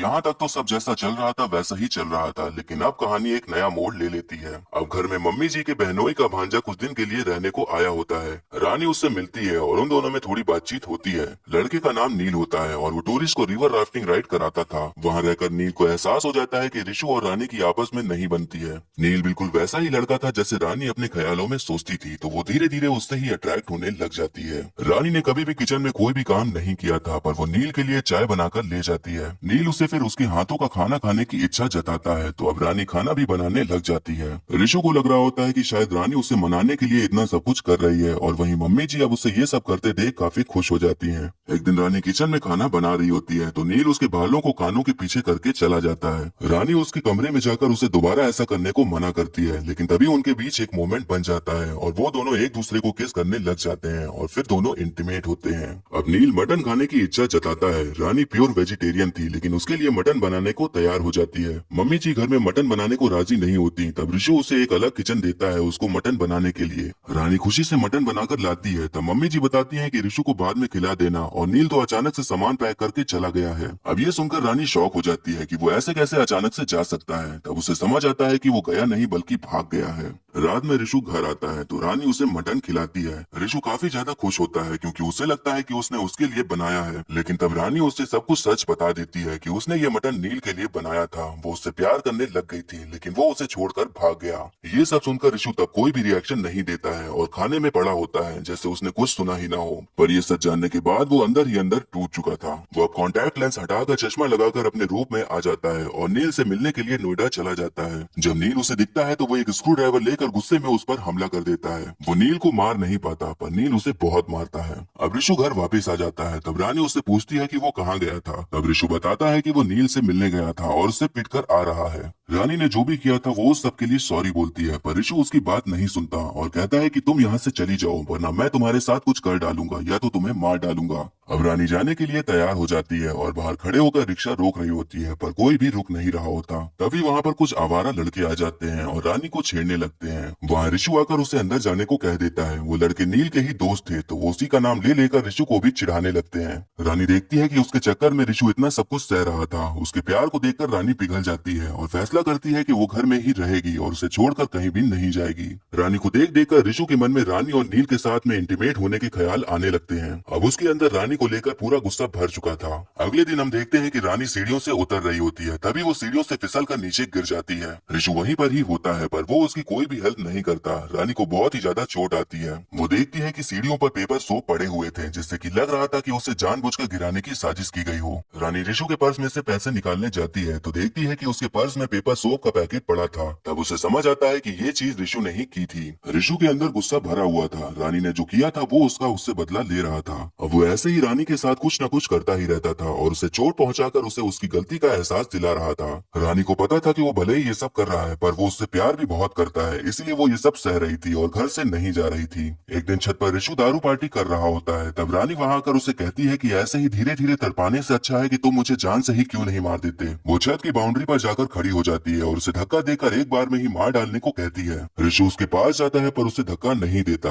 वो उसके साथ कितना भी कुछ कर ले, पर वो उससे प्यार तो करता ही था। रानी तब उससे रो रो कर अपनी गलती के लिए माफी मांगती है। ऋषु को एहसास होता है कि रानी को रियलाइज हो गया है कि हाँ, सच में उसकी गलती थी। अब ऋषु उसे माफ कर देता है और उसे अपना लेता है। अब उन दोनों में धीरे धीरे करीबियां आने लगती हैं और उनके प्यार की एक नई शुरुआत हो जाती है। एक दिन वो दोनों कहीं बाहर घूमने गए हुए थे, तभी वहाँ एक बाइक वाला आता है और उनकी कार से टकराता है, जिसकी वजह से उनकी कार का शीशा टूट जाता है। जाता है। वो बाइक वाला कोई और नहीं बल्कि नील होता है। रानी उसकी शक्ल देखकर एकदम गुस्सा जाती है और कार से निकलकर उसकी बाइक का भी शीशा तोड़ देती है। नील रिशु से कहता है कि मेरे बाइक में जगह खाली हो गई है तो रानी से पूछ लो कि शायद वो बैठना चाहे। ये सुनकर रिशु को बहुत गुस्सा आ जाता है और वो गाड़ी भगाकर नील का पीछा करने लगता है। रानी उसके चेहरे पर जलन और गुस्सा दोनों देखती है। वो देखती है कि रिशु भले ही सीधा आदमी था बट उसके लिए वो कुछ भी कर सकता था। रिशु गाड़ी भगाता है और नील को ठोकने लगता है पर कैसे भी करके नील वहाँ से भाग लेता है। रिशु की कार खराब हो जाती है तो वो मैकेनिक के पास ठीक करवाने को ले जाता है। वहाँ रिशु और रानी की बातचीत होने लग जाती है और उसी बीच वो दोनों काफी क्लोज आ जाते हैं और वहीं पर ही वो दोनों इंटीमेट होने लग जाते हैं।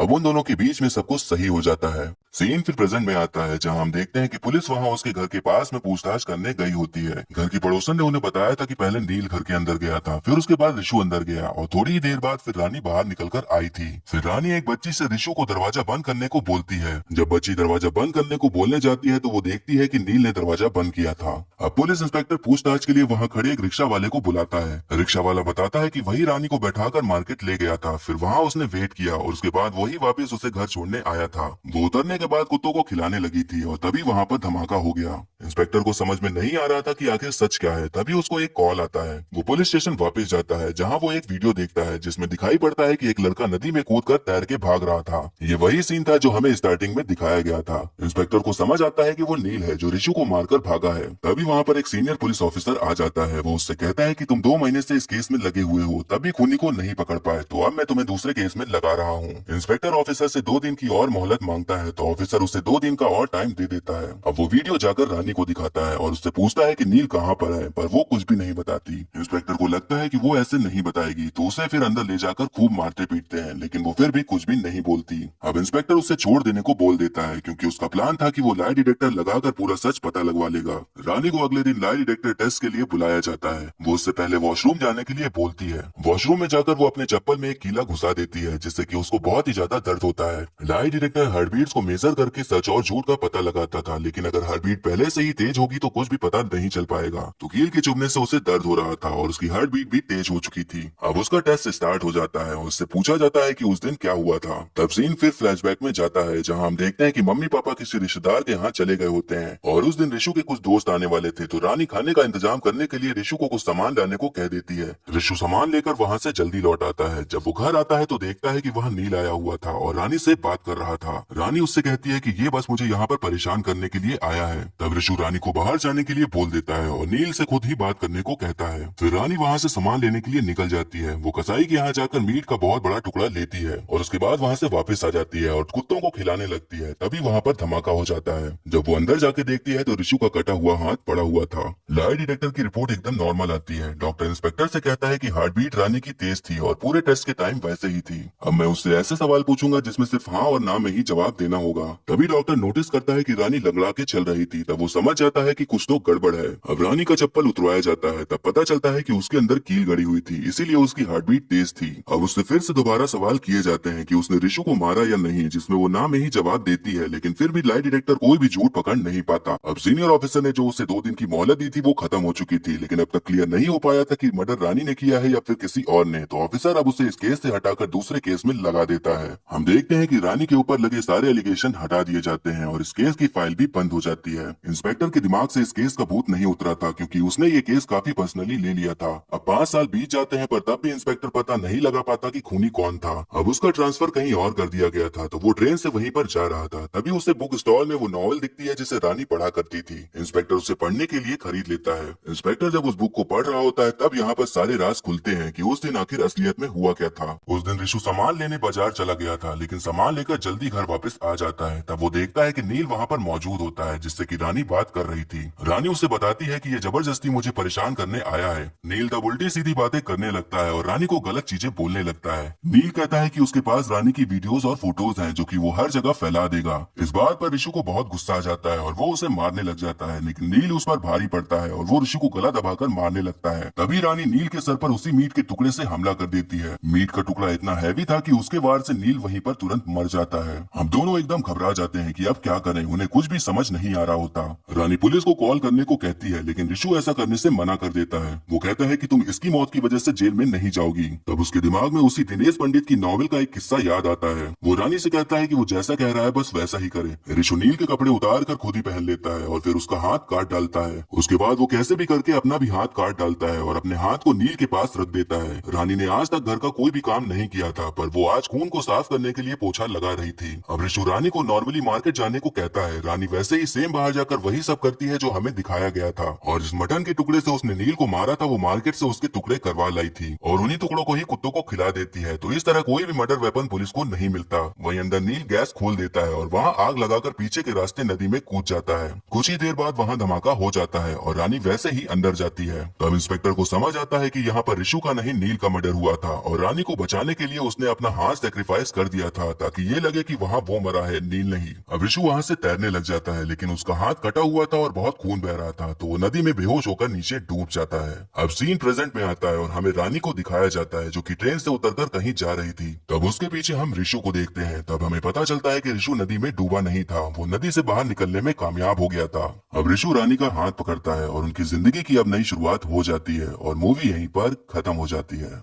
खिला रही थी, तभी अचानक उसके पीछे बहुत बड़ा धमाका होता है। जहाँ धमाका हुआ था वो घर उसी का था, तो वो घबराते हुए घर के अंदर जाती है। घर में शायद सिलेंडर फटने की वजह से धमाका हुआ था और सब कुछ तहस नहस हो गया था। तब रानी देखती है कि वहाँ एक कटा हुआ हाथ पड़ा था जिसमें रानी नाम लिखा था। वो हाथ उसके पति रिशु का होता है जो अब उस धमाके में मर गया था। अब वहाँ पर पुलिस आ जाती है। कांस्टेबल इंस्पेक्टर किशोर को बताता है कि जिसकी हमें बॉडी मिली है वो धमाके से नहीं मरा, बल्कि उसके सर पर वार करके पहले ही उसे मार दिया गया था। तो ये हादसा नहीं बल्कि एक सोची समझी साजिश थी। अब इंस्पेक्टर का पूरा शक मरे हुए रिशु की बीवी रानी पर जाता है। अब सीन फिर 6 महीने के फ्लैशबैक में जाता है जहां हमें रिशु को दिखाया जाता है। वो और उसकी पूरी फैमिली उसके लिए लड़की देखने जा रहे थे। जब वो लड़की के घर पहुंच जाते हैं तो पता चलता है कि वो रानी ही होती है। रिशु की माँ का नेचर एकदम हम जैसी मम्मियों की तरह ही था। वो वहाँ पर लड़की के बारे में सारी जाँच पड़ताल करने लग जाती है। रानी रिशु को चुपके चुपके देख रही होती है। तभी वहाँ उसकी मासी आकर कहती है कि लड़का तो काफी डिसेंट है, तुम्हें इससे ही शादी कर लेनी चाहिए। रानी कहती है कि देखने में तो एकदम सीधा साधा सही लग रहा है।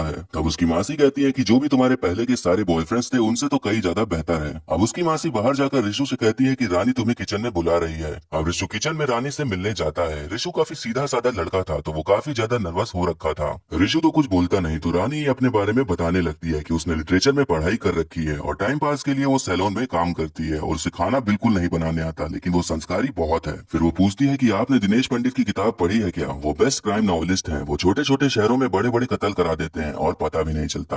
रिशु उससे कहता है कि उसने उनके बारे में नहीं सुना है, पर वो अब जाकर उनकी किताब जरूर पढ़ेगा। रानी अब उससे उसकी हॉबीज पूछती है तो वो बताता है कि वो इंजीनियर है, तो घर के सामानों को ठीक करना उसको बड़ा पसंद है। तो रानी उसी बात पर उससे किचन का खराब पंखा ठीक करने को कह देती है। अब रिशु की माँ परेशान हो रही होती है कि वो किचन में क्या कर रहा है, तो वॉशरूम के बहाने जाकर देखती है तो उसका बेटा उनके घर का पंखा ठीक कर रहा होता है। रिशु को रानी पसंद आ गई थी, वो उससे ही शादी करना चाहता था, पर उसकी माँ ऐसा नहीं चाहती थी क्योंकि जो सीन उसने किचन में देखा था उससे उन्होंने अंदाजा लगा लिया था कि आगे क्या होगा। अब रिशु उसके प्यार में पागल हो गया था। वो अब रानी को खुद के साथ ही इमेजिन करने लगा था। अब वो चश्मे के बजाय कॉन्टैक्ट लेंसेज लगाने लगा था। उसके फेवरेट क्राइम नॉवलिस्ट की बुक भी पढ़ने लगा था और तो और उसने उसके नाम का परमानेंट टैटू तक भी करवा लिया था। सारी रजामंदी हो जाने के बाद उन दोनों की धूमधाम से शादी हो जाती है। अब सीन फिर प्रेजेंट में आ जाता है जहाँ रानी पुलिस स्टेशन में बैठी होती है। रिशु की मौत के 2 महीने बीत चुके थे, पर इंस्पेक्टर को यही लग रहा था कि रानी ही खूनी है। इंस्पेक्टर रानी से सब कुछ बताने को कहता है। सीन फिर फ्लैशबैक में जाता है जहाँ हम देखते हैं कि रानी अब शादी करके रिशु के घर आ जाती है। अब जैसे नई दुल्हन आने पर काफी जश्न होता है, वैसा कुछ भी रानी को वहाँ पर नहीं दिखता। रानी समझ जाती है कि रिशु कुछ ज्यादा ही सीधा साधा आदमी है। उस रात उन दोनों के बीच बिना कुछ हुए ही रानी सो जाती है। अगली सुबह रानी उठकर बाहर आती है। वो चाय मांगती है तो रिशु बनाने के लिए जाने लगता है, पर उसकी माँ उसे रोक देती है। मम्मी जी कहती है कि आज मुंह दिखाई होने वाली है तो तुम्हें अपने हाथ से पकोड़े बनाने होंगे। रानी कहती है कि मुझे तो कुछ भी बनाने नहीं आता, तो मम्मी जी भड़क जाती हैं, ये कहकर कि तुम्हारी माँ ने तो तुम्हारे बारे में बहुत कुछ बताया था कि तुम्हें सब कुछ आता है। रानी कहती है कि मेरी माँ ने तो ऐसे ही सब कुछ बता दिया होगा। अब इन्हीं सब बातों को लेकर उन दोनों में बहस होती है और एट लास्ट रिशु को ही चाय बनाने जाना पड़ता है। अब रात में रानी रिशु को रिझाने के लिए सेक्सी सा कुछ पहन कर आती है, पर रिशु उसे देखकर एकदम नर्वस ही हो जाता है। रानी उससे पूछती है कि क्या मुझसे पहले किसी लड़की को शादी के लिए देखा था? तब रिशु बताता है कि हाँ, एक लड़की देखी थी, वो काफी ज्यादा सुंदर थी और उसे इटालियन खाना बनाने भी आता था। अब रानी का कुछ और ही मूड था, लेकिन रिशु वो लड़की की कहानी सुनाने लगा था। इस बात पर वो काफी भड़क जाती है और जोर जोर से चिल्लाने लगती है तो ऋषु बाथरूम में जाकर छुप के बैठ जाता है। सुबह होती है तो उसकी माँ ने पूरा घर सर पे उठाया हुआ था। रानी ब्यूटी पार्लर में काम करती थी तो उसने ऋषु के पापा के बाल पूरे कलर कर डाले थे, जिसकी वजह से उसकी माँ बहुत भड़कती है क्योंकि उन्होंने सोचा था कि लड़की काम काजी होगी, घर संभालेगी, लेकिन उसे पार्लर के काम के अलावा और कुछ भी काम नहीं आता था। अब रात में दारू की महफिल बैठती है जिसमें ऋषु का दोस्त अफजर और उसके पिताजी शामिल होते हैं। अफजर उसे एडवाइस देता है कि तुम अब अपनी वाइफ को कंट्रोल में लाओ, थोड़ा काम काजी बनाओ, सुबह नाश्ता मांगो, यही सब चीजें करो, यही तो अरेंज मैरिज में होता है। वहीं रानी की मम्मी और मासी रानी को एडवाइस दे रही होती है कि ऋषु को थोड़ा और रिझाओ, अपना पल्लू गिराकर अपनी तरफ अट्रैक्ट करो, उसको अपने कंट्रोल में लाओ। अब ऋषु और रानी अपने अपने फैमिली मेंबर्स की बातों पर अमल करना स्टार्ट कर देते हैं। ऋषु जब रानी से कुछ भी बोलने जाता है तो रानी जानबूझ के अपना पल्लू गिरा देती है तो ऋषु उसके दिल की गहराई देखकर वापस हो लेता है। इत्तेफाक की बात यह कि जब जब रानी ऐसा करती थी तो मम्मी जी उसे देख लेती थी। ये जो भी चल रहा होता है वो काफी ज्यादा फनी होता है क्योंकि मम्मी जी जो फनी एक्सप्रेशंस दे रही थी वो काफी कमाल के होते हैं। अब ऋषु का दोस्त उसे सलाह देता है कि अब तुम्हें रानी को रिझाना चाहिए, उसे वो खुशी देनी चाहिए जो वो तुमसे चाहती है। अब इस बात को भी ऋषु मान जाता है और घर जाकर बेड पे रानी को रिझाने के लिए तैयार होकर बैठ जाता है। रानी को भी यही एडवाइस मिली थी तो वो भी यही करती है।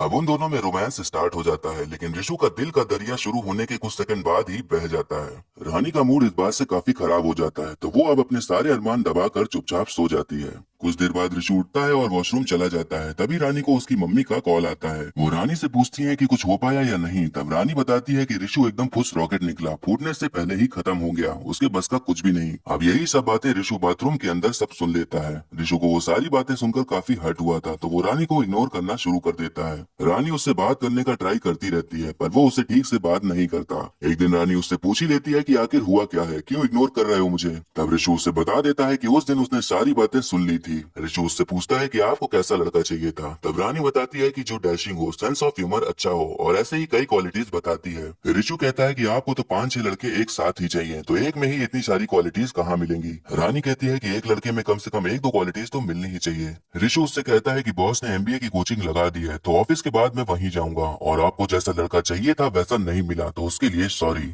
उसके बाद से ऋषु और रानी की दूरियां बढ़ती चली जाती हैं और उन दोनों में बिल्कुल भी बात होना खत्म सी हो जाती है। एक दिन रानी देखती है कि ऋषु किसी लड़की से बात कर रहा था। ये देखकर उसकी काफी ज्यादा चल जाती है और वो उसी टाइम ऋषु के पास जाकर उसे उल्टा सीधा सुना देती है। यहाँ तक तो सब जैसा चल रहा था वैसा ही चल रहा था, लेकिन अब कहानी एक नया मोड़ ले लेती है। अब घर में मम्मी जी के बहनोई का भांजा कुछ दिन के लिए रहने को आया होता है। रानी उससे मिलती है और उन दोनों में थोड़ी बातचीत होती है। लड़के का नाम नील होता है और वो टूरिस्ट को रिवर राफ्टिंग राइड कराता था। वहाँ रहकर नील को एहसास हो जाता है कि ऋषु और रानी की आपस में नहीं बनती है। नील बिल्कुल वैसा ही लड़का था जैसे रानी अपने ख्यालों में सोचती थी तो वो धीरे धीरे उससे ही अट्रैक्ट होने लग जाती है। रानी ने कभी भी किचन में कोई भी काम नहीं किया था पर वो नील के लिए चाय बनाकर ले जाती है। नील उसे फिर उसके हाथों का खाना खाने की इच्छा जताता है तो अब रानी खाना भी बनाने लग जाती है। ऋषु को लग रहा होता है कि शायद रानी उसे मनाने के लिए इतना सब कुछ कर रही है और वहीं मम्मी जी अब उसे ये सब करते देख काफी खुश हो जाती हैं। एक दिन रानी किचन में खाना बना रही होती है तो नील उसके बालों को कानों के पीछे करके चला जाता है। रानी उसके कमरे में जाकर उसे दोबारा ऐसा करने को मना करती है, लेकिन तभी उनके बीच एक मोमेंट बन जाता है और वो दोनों एक दूसरे को किस करने लग जाते हैं और फिर दोनों इंटीमेट होते हैं।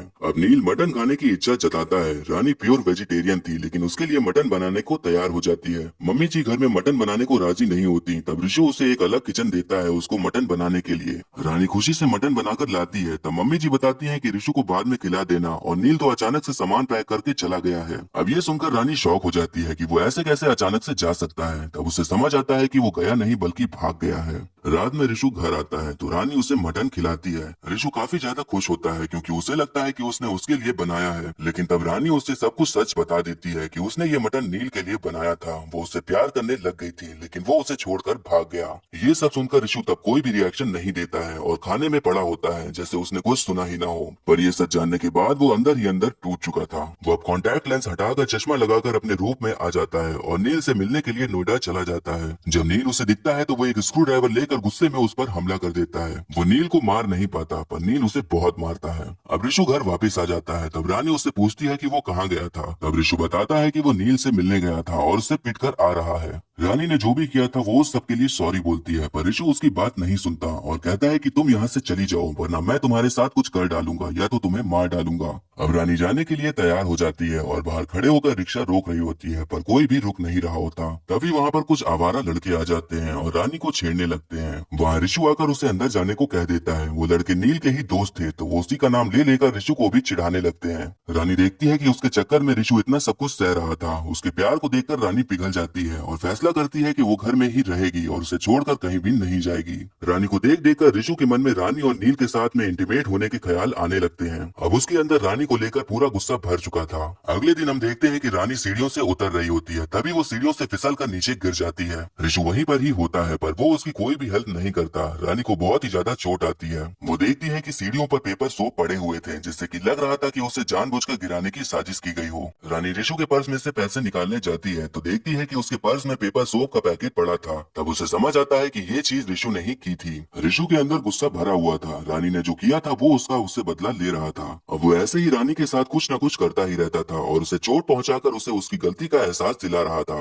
रानी को पता था कि वो भले ही ये सब कर रहा है, पर वो उससे प्यार भी बहुत करता है, इसलिए वो ये सब सह रही थी और घर से नहीं जा रही थी। एक दिन छत पर रिशु दारू पार्टी कर रहा होता है। तब रानी वहां आकर उसे कहती है कि ऐसे ही धीरे धीरे तड़पाने से अच्छा है कि तुम मुझे जान से ही क्यों नहीं मार देते। वो छत की बाउंड्री पर जाकर खड़ी हो जाती है और उसे धक्का देकर एक बार में ही मार डालने को कहती है। रिशु उसके पास जाता है पर उसे धक्का नहीं देता। वो उसके साथ कितना भी कुछ कर ले, पर वो उससे प्यार तो करता ही था। रानी तब उससे रो रो कर अपनी गलती के लिए माफी मांगती है। रिशु को एहसास होता है कि रानी को रियलाइज हो गया है कि हाँ, सच में उसकी गलती थी। अब रिशु उसे माफ कर देता है और उसे अपना लेता है। अब उन दोनों में धीरे धीरे करीबियां आने लगती हैं और उनके प्यार की एक नई शुरुआत हो जाती है। एक दिन वो दोनों कहीं बाहर घूमने गए हुए थे, तभी वहाँ एक बाइक वाला आता है और उनकी कार से टकराता है, जिसकी वजह से उनकी कार का शीशा टूट जाता है। वो बाइक वाला कोई और नहीं बल्कि नील होता है। रानी उसकी शक्ल देखकर एकदम गुस्सा जाती है और कार से निकलकर उसकी बाइक का भी शीशा तोड़ देती है। नील रिशु से कहता है कि मेरे बाइक पे जगह खाली हो गई है, तो रानी से पूछ लो कि शायद वो बैठना चाहे। ये सुनकर रिशु को बहुत गुस्सा आ जाता है और वो गाड़ी भगाकर नील का पीछा करने लगता है।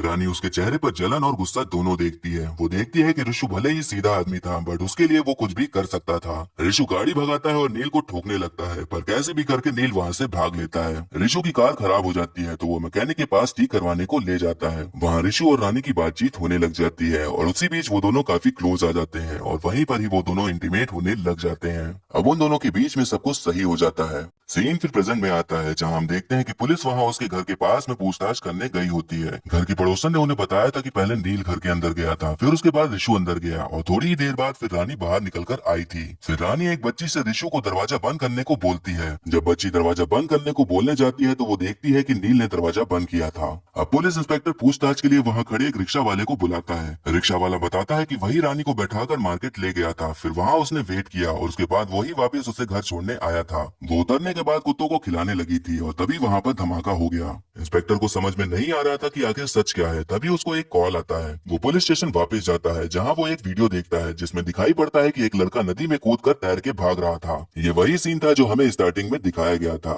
इंस्पेक्टर को समझ आता है कि वो नील है जो रिशु को मारकर भागा है। तभी वहाँ पर एक सीनियर पुलिस ऑफिसर आ जाता है। वो उससे कहता है कि तुम 2 महीने से इस केस में लगे हुए हो, तब भी खूनी को नहीं पकड़ पाए, तो अब मैं तुम्हें दूसरे केस में लगा रहा हूँ। इंस्पेक्टर ऑफिसर से 2 दिन की और मोहलत मांगता है, तो ऑफिसर उसे 2 दिन का और टाइम दे देता है। अब वो वीडियो जाकर रानी को दिखाता है और उससे पूछता है कि नील कहाँ पर है, पर वो कुछ भी नहीं बताती। इंस्पेक्टर को लगता है कि वो ऐसे नहीं बताएगी, तो उसे फिर अंदर ले जाकर खूब मारते पीटते हैं, लेकिन वो फिर भी कुछ भी नहीं बोलती। अब इंस्पेक्टर उससे छोड़ देने को बोल देता है, क्योंकि उसका प्लान था कि वो लाई डिटेक्टर लगाकर पूरा सच पता लगवा लेगा। रानी को अगले दिन लाई डिटेक्टर टेस्ट के लिए बुलाया जाता है। वो उससे पहले वॉशरूम जाने के लिए बोलती है। वॉशरूम में जाकर वो अपने चप्पल में एक कीला घुसा देती है, जिससे कि उसको बहुत ही ज्यादा दर्द होता है। लाई डिटेक्टर हार्टबीट्स को मेजर करके सच और झूठ का पता लगाता था, लेकिन अगर हार्टबीट पहले से ही तेज होगी तो कुछ भी पता नहीं चल पाएगा। तो कील के चुभने से उसे दर्द हो रहा था और उसकी हार्ट बीट भी तेज हो चुकी थी। अब उसका टेस्ट स्टार्ट हो जाता है और उससे पूछा जाता है कि उस दिन क्या हुआ था। तब सीन फिर फ्लैशबैक में जाता है, जहां हम देखते हैं कि मम्मी पापा किसी रिश्तेदार के यहाँ चले गए होते हैं और उस दिन रिशु के कुछ दोस्त आने वाले थे, तो रानी खाने का इंतजाम करने के लिए रिशु को कुछ सामान लाने को कह देती है। रिशु सामान लेकर वहाँ से जल्दी लौट आता है। जब वो घर आता है तो देखता है कि वहाँ नील आया हुआ था और रानी से बात कर रहा था। रानी उससे कहती है कि ये बस मुझे यहाँ पर परेशान करने के लिए आया है। तब रिशु रिशु रानी को बाहर जाने के लिए बोल देता है और नील से खुद ही बात करने को कहता है। फिर रानी वहाँ से सामान लेने के लिए निकल जाती है। वो कसाई के यहाँ जाकर मीट का बहुत बड़ा टुकड़ा लेती है और उसके बाद वहाँ से वापस आ जाती है और कुत्तों को खिलाने लगती है। तभी वहाँ पर धमाका हो जाता है। जब वो अंदर जाके देखती है तो रिशु का कटा हुआ हाथ पड़ा हुआ था। लाई डिटेक्टर की रिपोर्ट एकदम नॉर्मल आती है। डॉक्टर इंस्पेक्टर से कहता है कि हार्ट बीट रानी की तेज थी और पूरे टेस्ट के टाइम वैसे ही थी। अब मैं उससे ऐसे सवाल पूछूंगा जिसमें सिर्फ हाँ और ना में ही जवाब देना होगा। तभी डॉक्टर नोटिस करता है कि रानी लंगड़ा के चल रही थी। तब वो समझ जाता है कि कुछ तो गड़बड़ है। अब रानी का चप्पल उतरवाया जाता है। तब पता चलता है कि उसके अंदर कील गड़ी हुई थी, इसीलिए उसकी हार्ट बीट तेज थी। अब उससे फिर से दोबारा सवाल किए जाते हैं कि उसने रिशु को मारा या नहीं, जिसमें वो ना में ही जवाब देती है। लेकिन फिर भी लाई डिटेक्टर कोई भी झूठ पकड़ नहीं पाता। अब सीनियर ऑफिसर ने जो उसे 2 दिन की मोहलत दी थी वो खत्म हो चुकी थी, लेकिन अब तक क्लियर नहीं हो पाया था कि मर्डर रानी ने किया है या फिर किसी और ने। तो ऑफिसर अब उसे इस केस से हटाकर दूसरे केस में लगा देता है। हम देखते हैं कि रानी के ऊपर लगे सारे एलिगेशन हटा दिए जाते हैं और इस केस की फाइल भी बंद हो जाती है। इंस्पेक्टर के दिमाग से इस केस का भूत नहीं उतरा था, क्योंकि उसने ये केस काफी पर्सनली ले लिया था।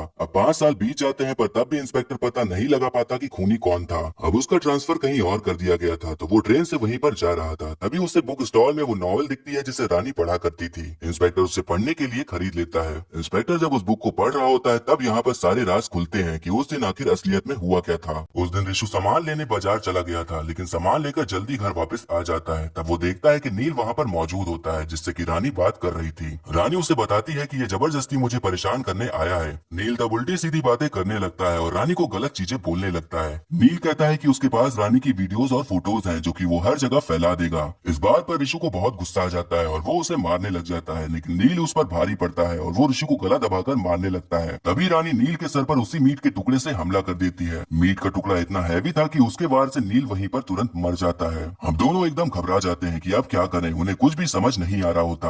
रानी पुलिस को कॉल करने को कहती है, लेकिन रिशु ऐसा करने से मना कर देता है। वो कहता है कि तुम इसकी मौत की वजह से जेल में नहीं जाओगी। तब उसके दिमाग में उसी दिनेश पंडित की नॉवेल का एक किस्सा याद आता है। वो रानी से कहता है कि वो जैसा कह रहा है बस वैसा ही करे। रिशु नील के कपड़े उतार कर खुद ही पहन लेता है और फिर उसका हाथ काट डालता है। उसके बाद वो कैसे भी करके अपना भी हाथ काट डालता है और अपने हाथ को नील के पास रख देता है। रानी ने आज तक घर का कोई भी काम नहीं किया था, पर वो आज खून को साफ करने के लिए पोछा लगा रही थी। अब रिशु रानी को नॉर्मली मार्केट जाने को कहता है। रानी वैसे ही सेम बाहर जाकर वही सब करती है जो हमें दिखाया गया था, और जिस मटन के टुकड़े से उसने नील को मारा था वो मार्केट से उसके टुकड़े करवा लाई थी और उन्हीं टुकड़ों को ही कुत्तों को खिला देती है। तो इस तरह कोई भी मर्डर वेपन पुलिस को नहीं मिलता। वहीं अंदर नील गैस खोल देता है और वहाँ आग लगाकर पीछे के रास्ते नदी में कूद जाता है। कुछ ही देर बाद वहाँ धमाका हो जाता है और रानी वैसे ही अंदर जाती है। तब इंस्पेक्टर को समझ आता है कि यहाँ पर रिशु का नहीं नील का मर्डर हुआ था और रानी को बचाने के लिए उसने अपना हाथ सेक्रीफाइस कर दिया था ताकि ये लगे कि वहाँ वो मरा है, नील नहीं। अब रिशु वहाँ से तैरने लग जाता है, लेकिन उसका हाथ कटा हुआ था और बहुत खून बह रहा था, तो वो नदी में बेहोश होकर नीचे डूब जाता है। अब सीन प्रेजेंट में आता है और हमें रानी को दिखाया जाता है जो कि ट्रेन से उतरकर कहीं जा रही थी। तब उसके पीछे हम रिशु को देखते हैं। तब हमें पता चलता है कि रिशु नदी में डूबा नहीं था, वो नदी से बाहर निकलने में कामयाब हो गया था। अब रिशु रानी का हाथ पकड़ता है और उनकी जिंदगी की अब नई शुरुआत हो जाती है और मूवी यहीं पर खत्म हो जाती है।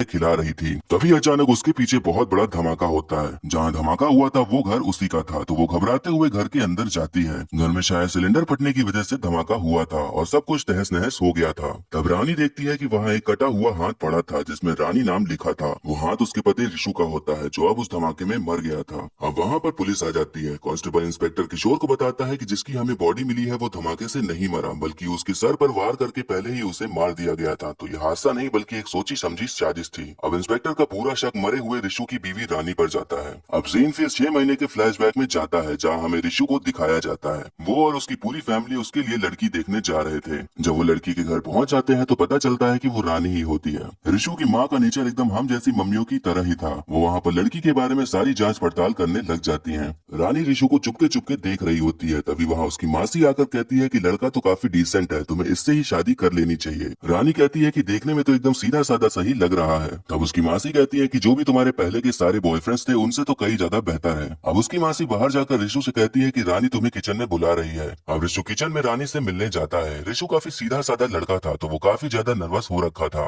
रिशु तो कुछ बोलता नहीं, तो रानी अपने बारे में बताने लगती है कि उसने लिटरेचर में पढ़ाई कर रखी है और टाइम पास के लिए वो सैलून में काम करती है और उसे खाना बिल्कुल नहीं बनाने आता, लेकिन वो संस्कारी बहुत है। फिर वो पूछती है कि आपने दिनेश पंडित की किताब पढ़ी है क्या? वो बेस्ट क्राइम नॉवेलिस्ट है। वो छोटे छोटे शहरों में बड़े बड़े कत्ल करा देते हैं और पता भी नहीं चलता।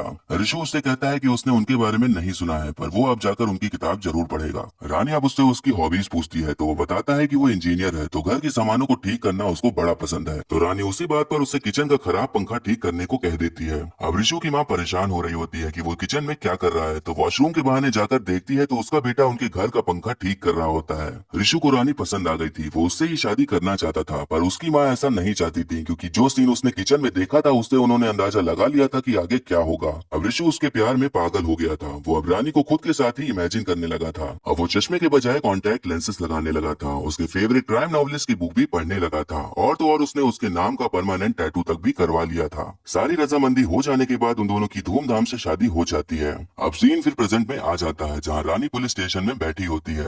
ऋषु की मौत के 2 महीने बीत चुके थे, पर इंस्पेक्टर को यही लग रहा था कि रानी ही खूनी है। इंस्पेक्टर रानी से सब कुछ बताने को कहता है। सीन फिर फ्लैशबैक में जाता है जहां हम देखते हैं कि रानी अब शादी करके ऋषु के घर आ जाती है। अब जैसे नई दुल्हन आने पर काफी जश्न होता है, वैसा कुछ भी रानी को वहाँ पर नहीं दिखता। रानी समझ जाती है कि ऋषु कुछ ज्यादा ही सीधा साधा आदमी है। उस रात उन दोनों के बीच बिना कुछ हुए ही रानी सो जाती है। अगली सुबह रानी उठकर बाहर आती है। वो चाय मांगती है तो ऋषु बनाने के लिए जाने लगता है, पर उसकी माँ उसे रोक देती है। मम्मी जी कहती है कि आज मुंह दिखाई होने वाली है तो तुम्हें अपने हाथ से पकोड़े बनाने होंगे। रानी कहती है कि मुझे तो कुछ भी बनाने नहीं आता, तो मम्मी जी भड़क जाती हैं, ये कहकर कि तुम्हारी माँ ने तो तुम्हारे बारे में बहुत कुछ बताया था कि तुम्हें सब कुछ आता है। रानी कहती है कि मेरी माँ ने तो ऐसे ही सब कुछ बता दिया होगा। अब इन्हीं सब बातों को लेकर उन दोनों में बहस होती है और एट लास्ट ऋषु को ही चाय बनाने जाना पड़ता है। अब रात में रानी ऋषु को रिझाने के लिए सेक्सी सा कुछ पहनकर आती है, पर ऋषु उसे देखकर एकदम नर्वस ही हो जाता है। रानी उससे पूछती है कि क्या मुझसे पहले किसी लड़की को शादी के लिए देखा था। तब ऋषु बताता है कि हाँ, एक लड़की देखी थी, वो काफी ज्यादा सुंदर थी और उसे इटालियन खाना बनाने भी आता था। अब रानी का कुछ और ही मूड था, लेकिन ऋषु वो लड़की की कहानी सुनाने लगा था। इस बात पर वो काफी भड़क जाती है और जोर जोर से चिल्लाने लगती है, तो ऋषु बाथरूम में जाकर चुप के बैठ जाता है। सुबह होती है तो उसकी माँ ने पूरा घर सर पे उठाया हुआ था। रानी ब्यूटी पार्लर में काम करती थी, तो उसने ऋषु के पापा के बाल पूरे कलर कर डाले थे, जिसकी वजह से उसकी माँ बहुत भड़कती है, क्योंकि उन्होंने सोचा था कि लड़की काम काजी होगी, घर संभालेगी, लेकिन उसे पार्लर के काम के अलावा और कुछ भी काम नहीं आता था। अब रात में दारू की महफिल बैठती है जिसमें ऋषु का दोस्त अफजर और उसके पिताजी शामिल होते हैं। अफजर उसे एडवाइस देता है कि तुम अब अपनी वाइफ को कंट्रोल में लाओ, थोड़ा काम काजी बनाओ, सुबह नाश्ता मांगो, यही सब चीजें करो, यही तो अरेंज मैरिज में होता है। वहीं रानी की मम्मी और मासी रानी को एडवाइस दे रही होती है कि ऋषु को थोड़ा और रिझाओ, अपना पल्लू गिराकर अपने तरफ अट्रैक्ट करो, उसको अपने कंट्रोल में लाओ। अब ऋषु और रानी अपने अपने फैमिली मेंबर्स की बातों पर अमल करना स्टार्ट कर देते हैं। ऋषु जब रानी से कुछ भी बोलने जाता है तो रानी जानबूझ के अपना पल्लू गिरा देती है, तो ऋषु उसके दिल की गहराई देखकर वापस हो लेता है। इत्तेफाक की बात यह कि जब जब रानी ऐसा करती थी तो मम्मी जी उसे देख लेती थी। ये जो भी चल रहा होता है वो काफी ज्यादा फनी होता है, क्योंकि मम्मी जी जो फनी एक्सप्रेशंस दे रही थी वो काफी कमाल के होते हैं। अब ऋषु का दोस्त उसे सलाह देता है कि अब तुम्हें रानी को रिझाना चाहिए, उसे वो खुशी देनी चाहिए जो वो तुमसे चाहती है। अब इस बात को भी ऋषु मान जाता है और घर जाकर बेड पे रानी को रिझाने के लिए तैयार होकर बैठ जाता है। रानी को भी यही एडवाइस मिली थी तो वो भी यही करती है।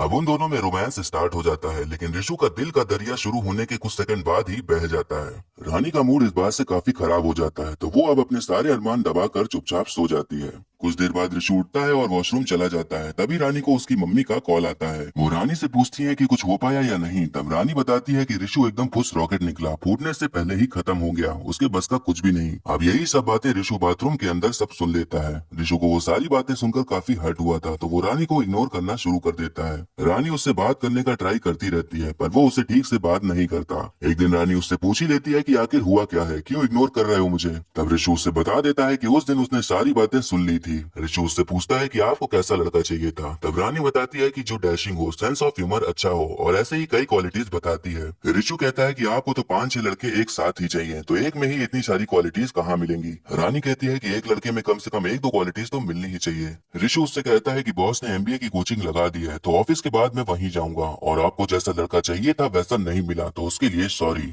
उसके बाद से ऋषु और रानी की दूरियां बढ़ती चली जाती हैं और उन दोनों में बिल्कुल भी बात होना खत्म सी हो जाती है। एक दिन रानी देखती है कि ऋषु किसी लड़की से बात कर रहा था। ये देखकर उसकी काफी ज्यादा चल जाती है और वो उसी टाइम ऋषु के पास जाकर उसे उल्टा सीधा सुना देती है। यहाँ तक तो सब जैसा चल रहा था वैसा ही चल रहा था, लेकिन अब कहानी एक नया मोड़ ले लेती है। अब घर में मम्मी जी के बहनोई का भांजा कुछ दिन के लिए रहने को आया होता है। रानी उससे मिलती है और उन दोनों में थोड़ी बातचीत होती है। लड़के का नाम नील होता है और वो टूरिस्ट को रिवर राफ्टिंग राइड कराता था। वहाँ रहकर नील को एहसास हो जाता है कि ऋषु और रानी की आपस में नहीं बनती है। नील बिल्कुल वैसा ही लड़का था जैसे रानी अपने ख्यालों में सोचती थी, तो वो धीरे धीरे उससे ही अट्रैक्ट होने लग जाती है। रानी ने कभी भी किचन में कोई भी काम नहीं किया था, पर वो नील के लिए चाय बनाकर ले जाती है। नील उसे फिर उसके हाथों का खाना खाने की इच्छा जताता है, तो अब रानी खाना भी बनाने लग जाती है। ऋषु को लग रहा होता है कि शायद रानी उसे मनाने के लिए इतना सब कुछ कर रही है, और वहीं मम्मी जी अब उसे ये सब करते देख काफी खुश हो जाती हैं। एक दिन रानी किचन में खाना बना रही होती है, तो नील उसके बालों को कानों के पीछे करके चला जाता है। रानी उसके कमरे में जाकर उसे दोबारा ऐसा करने को मना करती है, लेकिन तभी उनके बीच एक मोमेंट बन जाता है और वो दोनों एक दूसरे को किस करने लग जाते हैं और फिर दोनों इंटीमेट होते हैं। अब नील मटन खाने की इच्छा जताता है। रानी प्योर वेजिटेरियन थी, लेकिन उसके लिए मटन बनाने को तैयार हो जाती है। मम्मी जी घर में मटन बनाने को राजी नहीं होती, तब ऋषु उसे एक अलग किचन देता है उसको मटन बनाने के लिए। रानी खुशी से मटन बनाकर लाती है, तब मम्मी जी बताती है कि ऋषु को बाद में खिला देना, और नील तो अचानक से सामान पैक करके चला गया है। अब ये सुनकर रानी शॉक हो जाती है कि वो ऐसे कैसे अचानक से जा सकता है। तब उसे समझ आता है कि वो गया नहीं बल्कि भाग गया है। रात में ऋषु घर आता है तो रानी उसे मटन खिलाती है। ऋषु काफी ज्यादा खुश होता है क्योंकि उसे लगता है कि उसने उसके लिए बनाया है, लेकिन तब रानी उसे सब कुछ सच बता देती है कि उसने ये मटन नील के लिए बनाया था। वो उससे प्यार करने लग गई थी, लेकिन वो उसे छोड़कर भाग गया। ये सब सुनकर ऋषु तब कोई भी रिएक्शन नहीं देता है और खाने में पड़ा होता है जैसे उसने कुछ सुना ही ना हो। पर ये सच जानने के बाद वो अंदर ही अंदर टूट चुका था। वो अब कॉन्टैक्ट लेंस हटाकर चश्मा लगाकर अपने रूप में आ जाता है और नील से मिलने के लिए नोएडा चला जाता है। जब नील उसे दिखता है तो वो एक स्क्रू ड्राइवर लेकर गुस्से में उस पर हमला कर देता है। वो नील को मार नहीं पाता, पर नील उसे बहुत मारता है। अब ऋषु घर वापस आ जाता है, तब रानी उससे पूछती है कि वो कहाँ गया था। तब ऋषु बताता है कि वो नील से मिलने गया था और उससे पिटकर आ रहा है। रानी ने जो भी किया था वो उस सबके लिए सॉरी बोलती है, पर ऋषु उसकी बात नहीं सुनता और कहता है कि तुम यहाँ से चली जाओ, वरना मैं तुम्हारे साथ कुछ कर डालूंगा या तो तुम्हें मार डालूंगा। अब रानी जाने के लिए तैयार हो जाती है और बाहर खड़े होकर रिक्शा रोक रही होती है, पर कोई भी रुक नहीं रहा होता। तभी वहाँ पर कुछ आवारा लड़के आ जाते हैं और रानी को छेड़ने लगते हैं। वहाँ ऋषु आकर उसे अंदर जाने को कह देता है। वो लड़के नील के ही दोस्त थे, तो वो उसी का नाम ले लेकर ऋषु को भी चिढ़ाने लगते हैं। रानी देखती है कि उसके चक्कर में ऋषु इतना सब कुछ सह रहा था। उसके प्यार को देखकर रानी पिघल जाती है और फैसला करती है कि वो घर में ही रहेगी और उसे छोड़कर कहीं भी नहीं जाएगी। रानी को देख देख कर ऋषु के मन में रानी और नील के साथ में इंटीमेट होने के ख्याल आने लगते हैं। अब उसके अंदर रानी को लेकर पूरा गुस्सा भर चुका था। अगले दिन हम देखते हैं कि रानी सीढ़ियों से उतर रही होती है, तभी वो सीढ़ियों से फिसल कर नीचे गिर जाती है। ऋषु वहीं पर ही होता है, पर वो उसकी कोई भी हेल्प नहीं करता। रानी को बहुत ही ज्यादा चोट आती है। वो देखती है कि सीढ़ियों पर पेपर सोप पड़े हुए थे, जिससे कि लग रहा था कि उसे जानबूझकर गिराने की साजिश की गई हो। रानी ऋषु के पर्स में से पैसे निकालने जाती है तो देखती है कि उसके पर्स में पेपर सोप का पैकेट पड़ा था। तब उसे समझ आता है कि ये चीज ऋषु ने ही की थी। ऋषु के अंदर गुस्सा भरा हुआ था। रानी ने जो किया था वो उसका उससे बदला ले रहा था। अब वो ऐसे ही रानी के साथ कुछ न कुछ करता ही रहता था और उसे चोट पहुंचाकर उसे उसकी गलती का एहसास दिला रहा था। रानी को पता था कि वो भले ही ये सब कर रहा है, पर वो उससे प्यार भी बहुत करता है, इसलिए वो ये सब सह रही थी और घर से नहीं जा रही थी। एक दिन छत पर ऋषु दारू पार्टी कर रहा होता है, तब रानी वहां आकर उसे कहती है कि ऐसे ही धीरे धीरे तड़पाने से अच्छा है कि तुम मुझे जान से ही क्यों नहीं मार देते। वो छत की बाउंड्री पर जाकर खड़ी हो जाती है और उसे धक्का देकर एक बार में ही मार डालने को कहती है। ऋषु उसके पास जाता है पर उसे धक्का नहीं देता। वो उसके साथ कितना भी कुछ कर ले, पर वो उससे प्यार तो करता ही था। रानी तब उससे रो रो कर अपनी गलती के लिए माफी मांगती है। ऋषु को एहसास होता है कि रानी को रियलाइज हो गया है कि हाँ, सच में उसकी गलती थी। अब ऋषु उसे माफ कर देता है और उसे अपना लेता है। अब उन दोनों में धीरे धीरे करीबियां आने लगती हैं और उनके प्यार की एक नई शुरुआत हो जाती है। एक दिन वो दोनों कहीं बाहर घूमने गए हुए थे, तभी वहाँ एक बाइक वाला आता है और उनकी कार से टकराता है, जिसकी वजह से उनकी कार का शीशा टूट जाता है। वो बाइक वाला कोई और नहीं बल्कि नील होता है। रानी उसकी शक्ल देखकर एकदम गुस्सा जाती है और कार से निकलकर उसकी बाइक का भी शीशा तोड़ देती है। नील ऋषु से कहता है कि मेरे बाइक में जगह खाली हो गई है, तो रानी से पूछ लो कि शायद वो बैठना चाहे। ये सुनकर ऋषु को बहुत गुस्सा आ जाता है और वो गाड़ी भगाकर नील का पीछा करने लगता है। रानी उसके चेहरे पर जलन और गुस्सा दोनों देखती है। वो देखती है कि ऋषु भले ही सीधा आदमी था, बट उसके लिए वो कुछ भी कर सकता था। ऋषु गाड़ी भगाता है और नील को ठोकने लगता है, पर कैसे भी करके नील वहाँ से भाग लेता है। ऋषु की कार खराब हो जाती है तो वो मैकेनिक के पास ठीक करवाने को ले जाता है। वहाँ ऋषु और रानी की बातचीत होने लग जाती है और उसी बीच वो दोनों काफी क्लोज आ जाते हैं और वहीं पर ही वो दोनों इंटीमेट होने लग जाते हैं। अब उन दोनों के बीच में सब कुछ सही हो जाता है। सीन फिर प्रेजेंट में आता है, जहां हम देखते हैं कि पुलिस वहां उसके घर के पास में पूछताछ करने गई होती है। घर की पड़ोसन ने उन्हें बताया था कि पहले नील घर के अंदर गया था, फिर उसके बाद ऋषु अंदर गया और थोड़ी ही देर बाद फिर रानी बाहर निकलकर आई थी। फिर रानी एक बच्ची से ऋषु को दरवाजा बंद करने को बोलती है। जब बच्ची दरवाजा बंद करने को बोलने जाती है तो वो देखती है कि नील ने दरवाजा बंद किया था। अब पुलिस इंस्पेक्टर पूछताछ के लिए वहाँ खड़े एक रिक्शा वाले को बुलाता है। रिक्शा वाला बताता है कि वही रानी को बैठाकर मार्केट ले गया था, फिर वहाँ उसने वेट किया और उसके बाद वही वापस उसे घर छोड़ने आया था। वो उतरने के बाद कुत्तों को खिलाने लगी थी और तभी वहाँ पर धमाका हो गया। इंस्पेक्टर को समझ में नहीं आ रहा था कि आखिर सच क्या है। तभी उसको एक एक कॉल आता है। वो पुलिस स्टेशन वापस जाता है जहाँ वो एक वीडियो देखता है जिसमें दिखाई पड़ता है कि एक लड़का नदी में कूदकर तैर के भाग रहा था। ये वही सीन था जो हमें स्टार्टिंग में दिखाया गया था। इंस्पेक्टर को समझ आता है कि वो नील है जो रिशु को मारकर भागा है। तभी वहाँ पर एक सीनियर पुलिस ऑफिसर आ जाता है। वो उससे कहता है कि तुम 2 महीने से इस केस में लगे हुए हो, तब भी खूनी को नहीं पकड़ पाए, तो अब मैं तुम्हें दूसरे केस में लगा रहा हूँ। इंस्पेक्टर ऑफिसर से 2 दिन की और मोहलत मांगता है तो ऑफिसर उसे 2 दिन का और टाइम दे देता है। अब वो वीडियो जाकर रानी को दिखाता है और उससे पूछता है कि नील कहाँ पर है, पर वो कुछ भी नहीं बताती। इंस्पेक्टर को लगता है कि वो ऐसे नहीं बताएगी, तो उसे फिर अंदर ले जाकर खूब मारते पीटते हैं, लेकिन वो फिर भी कुछ भी नहीं बोलती। अब इंस्पेक्टर उसे छोड़ देने को बोल देता है क्योंकि उसका प्लान था कि वो लाई डिटेक्टर लगाकर पूरा सच पता लगवा लेगा। रानी को अगले दिन लाई डिटेक्टर टेस्ट के लिए बुलाया जाता है। वो उससे पहले वॉशरूम जाने के लिए बोलती है। वॉशरूम में जाकर वो अपने चप्पल में एक कीला घुसा देती है जिससे कि उसको बहुत ही ज्यादा दर्द होता है। लाई डिटेक्टर हार्टबीट्स को मेजर करके सच और झूठ का पता लगाता था, लेकिन अगर हार्टबीट पहले से ही तेज होगी तो कुछ भी पता नहीं चल पाएगा। तो कील के चुभने से उसे दर्द हो रहा था और उसकी हार्टबीट भी तेज हो चुकी थी। अब उसका टेस्ट स्टार्ट हो जाता है और उससे पूछा जाता है कि उस दिन क्या हुआ था। तब सीन फिर फ्लैशबैक में जाता है जहां हम देखते हैं कि मम्मी पापा किसी रिश्तेदार के यहाँ चले गए होते हैं और उस दिन रिशु के कुछ दोस्त आने वाले थे, तो रानी खाने का इंतजाम करने के लिए रिशु को कुछ सामान लाने को कह देती है। रिशु सामान लेकर वहाँ से जल्दी लौट आता है। जब वो घर आता है तो देखता है कि वहाँ नील आया हुआ था और रानी से बात कर रहा था। रानी उससे कहती है कि ये बस मुझे यहाँ पर परेशान करने के लिए आया है। तब रिशु रानी को बाहर जाने के लिए बोल देता है और नील से खुद ही बात करने को कहता है। फिर रानी वहाँ से सामान लेने के लिए निकल जाती है। वो कसाई के यहाँ जाकर मीट का बहुत बड़ा टुकड़ा लेती है और उसके बाद वहाँ से वापस आ जाती है और कुत्तों को खिलाने लगती है। तभी वहाँ पर धमाका हो जाता है। जब वो अंदर जाके देखती है तो रिशु का कटा हुआ हाथ पड़ा हुआ था। लाई डिटेक्टर की रिपोर्ट एकदम नॉर्मल आती है। डॉक्टर इंस्पेक्टर से कहता है कि हार्टबीट रानी की तेज थी और पूरे टेस्ट के टाइम वैसे ही थी। अब मैं उससे ऐसे सवाल पूछूंगा जिसमें सिर्फ हाँ और ना में ही जवाब देना होगा। तभी डॉक्टर नोटिस करता है कि रानी लंगड़ा के चल रही थी। तब वो समझ जाता है कि कुछ तो गड़बड़ है। अब रानी का चप्पल उतरवाया जाता है। तब पता चलता है कि उसके अंदर कील गड़ी हुई थी, इसीलिए उसकी हार्टबीट तेज थी। अब उससे फिर से दोबारा सवाल किए जाते हैं कि उसने रिशु को मारा या नहीं, जिसमें वो ना में ही जवाब देती है, लेकिन फिर भी लाई डिटेक्टर कोई भी झूठ पकड़ नहीं पाता। अब सीनियर ऑफिसर ने जो उसे 2 दिन की मोहलत दी थी वो खत्म हो चुकी थी, लेकिन अब तक क्लियर नहीं हो पाया था कि मर्डर रानी ने किया है या फिर किसी और ने। तो ऑफिसर अब उसे इस केस से हटाकर दूसरे केस में लगा देता है। हम देखते हैं कि रानी के ऊपर लगे सारे एलिगेशन हटा दिए जाते हैं और इस केस की फाइल भी बंद हो जाती है। इंस्पेक्टर के दिमाग से इस केस का भूत नहीं उतरा था क्योंकि उसने ये केस काफी पर्सनली ले लिया था। अब 5 साल बीत जाते हैं पर तब भी इंस्पेक्टर पता नहीं लगा पाता कि खूनी कौन था। अब उसका ट्रांसफर कहीं और कर दिया गया था, तो वो ट्रेन से वहीं पर जा रहा था। तभी उससे बुक स्टॉल में वो नॉवेल दिखती है जिसे रानी पढ़ा करती थी। इंस्पेक्टर उसे पढ़ने के लिए खरीद लेता है। इंस्पेक्टर जब उस बुक को पढ़ रहा होता है तब यहाँ पर सारे राज खुलते हैं कि उस दिन आखिर असलियत में हुआ क्या था। उस दिन रिशु सामान लेने बाजार चला गया था, लेकिन सामान लेकर जल्दी घर वापस आ जाता है। तब वो देखता है कि नील वहाँ पर मौजूद होता है जिससे कि रानी बात कर रही थी। रानी उसे बताती है कि ये जबरदस्ती मुझे परेशान करने आया है। नील तब उल्टी सीधी बातें करने लगता है और रानी को गलत चीजें बोलने लगता है। नील कहता है कि उसके पास रानी की वीडियोस और फोटोज हैं जो कि वो हर जगह फैला देगा। इस बात पर रिशु को बहुत गुस्सा आ जाता है और वो उसे मारने लग जाता है, लेकिन नील उस पर भारी पड़ता है और वो रिशु को गला दबाकर मारने लगता है। तभी रानी नील के सर पर उसी मीट के टुकड़े से हमला कर देती है। मीट का टुकड़ा इतना हैवी था कि उसके वार से नील वहीं पर तुरंत मर जाता है। हम दोनों एकदम घबरा जाते हैं कि अब क्या करें, उन्हें कुछ भी समझ नहीं आ रहा होता।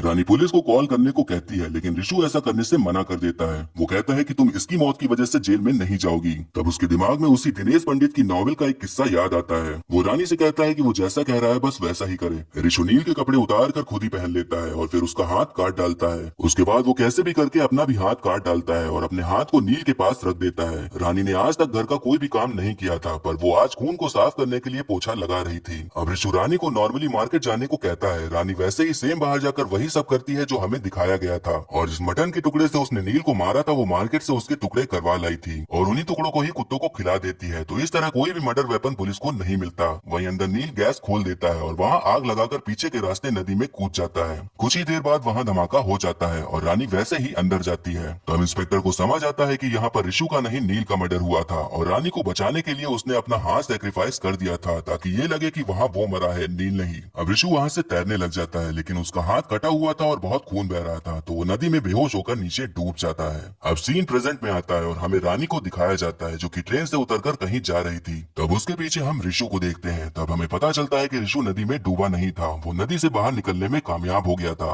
अब रिशु रानी का हाथ पकड़ता है और उनकी जिंदगी की अब नई शुरुआत हो जाती है और मूवी यहीं पर खत्म हो जाती है।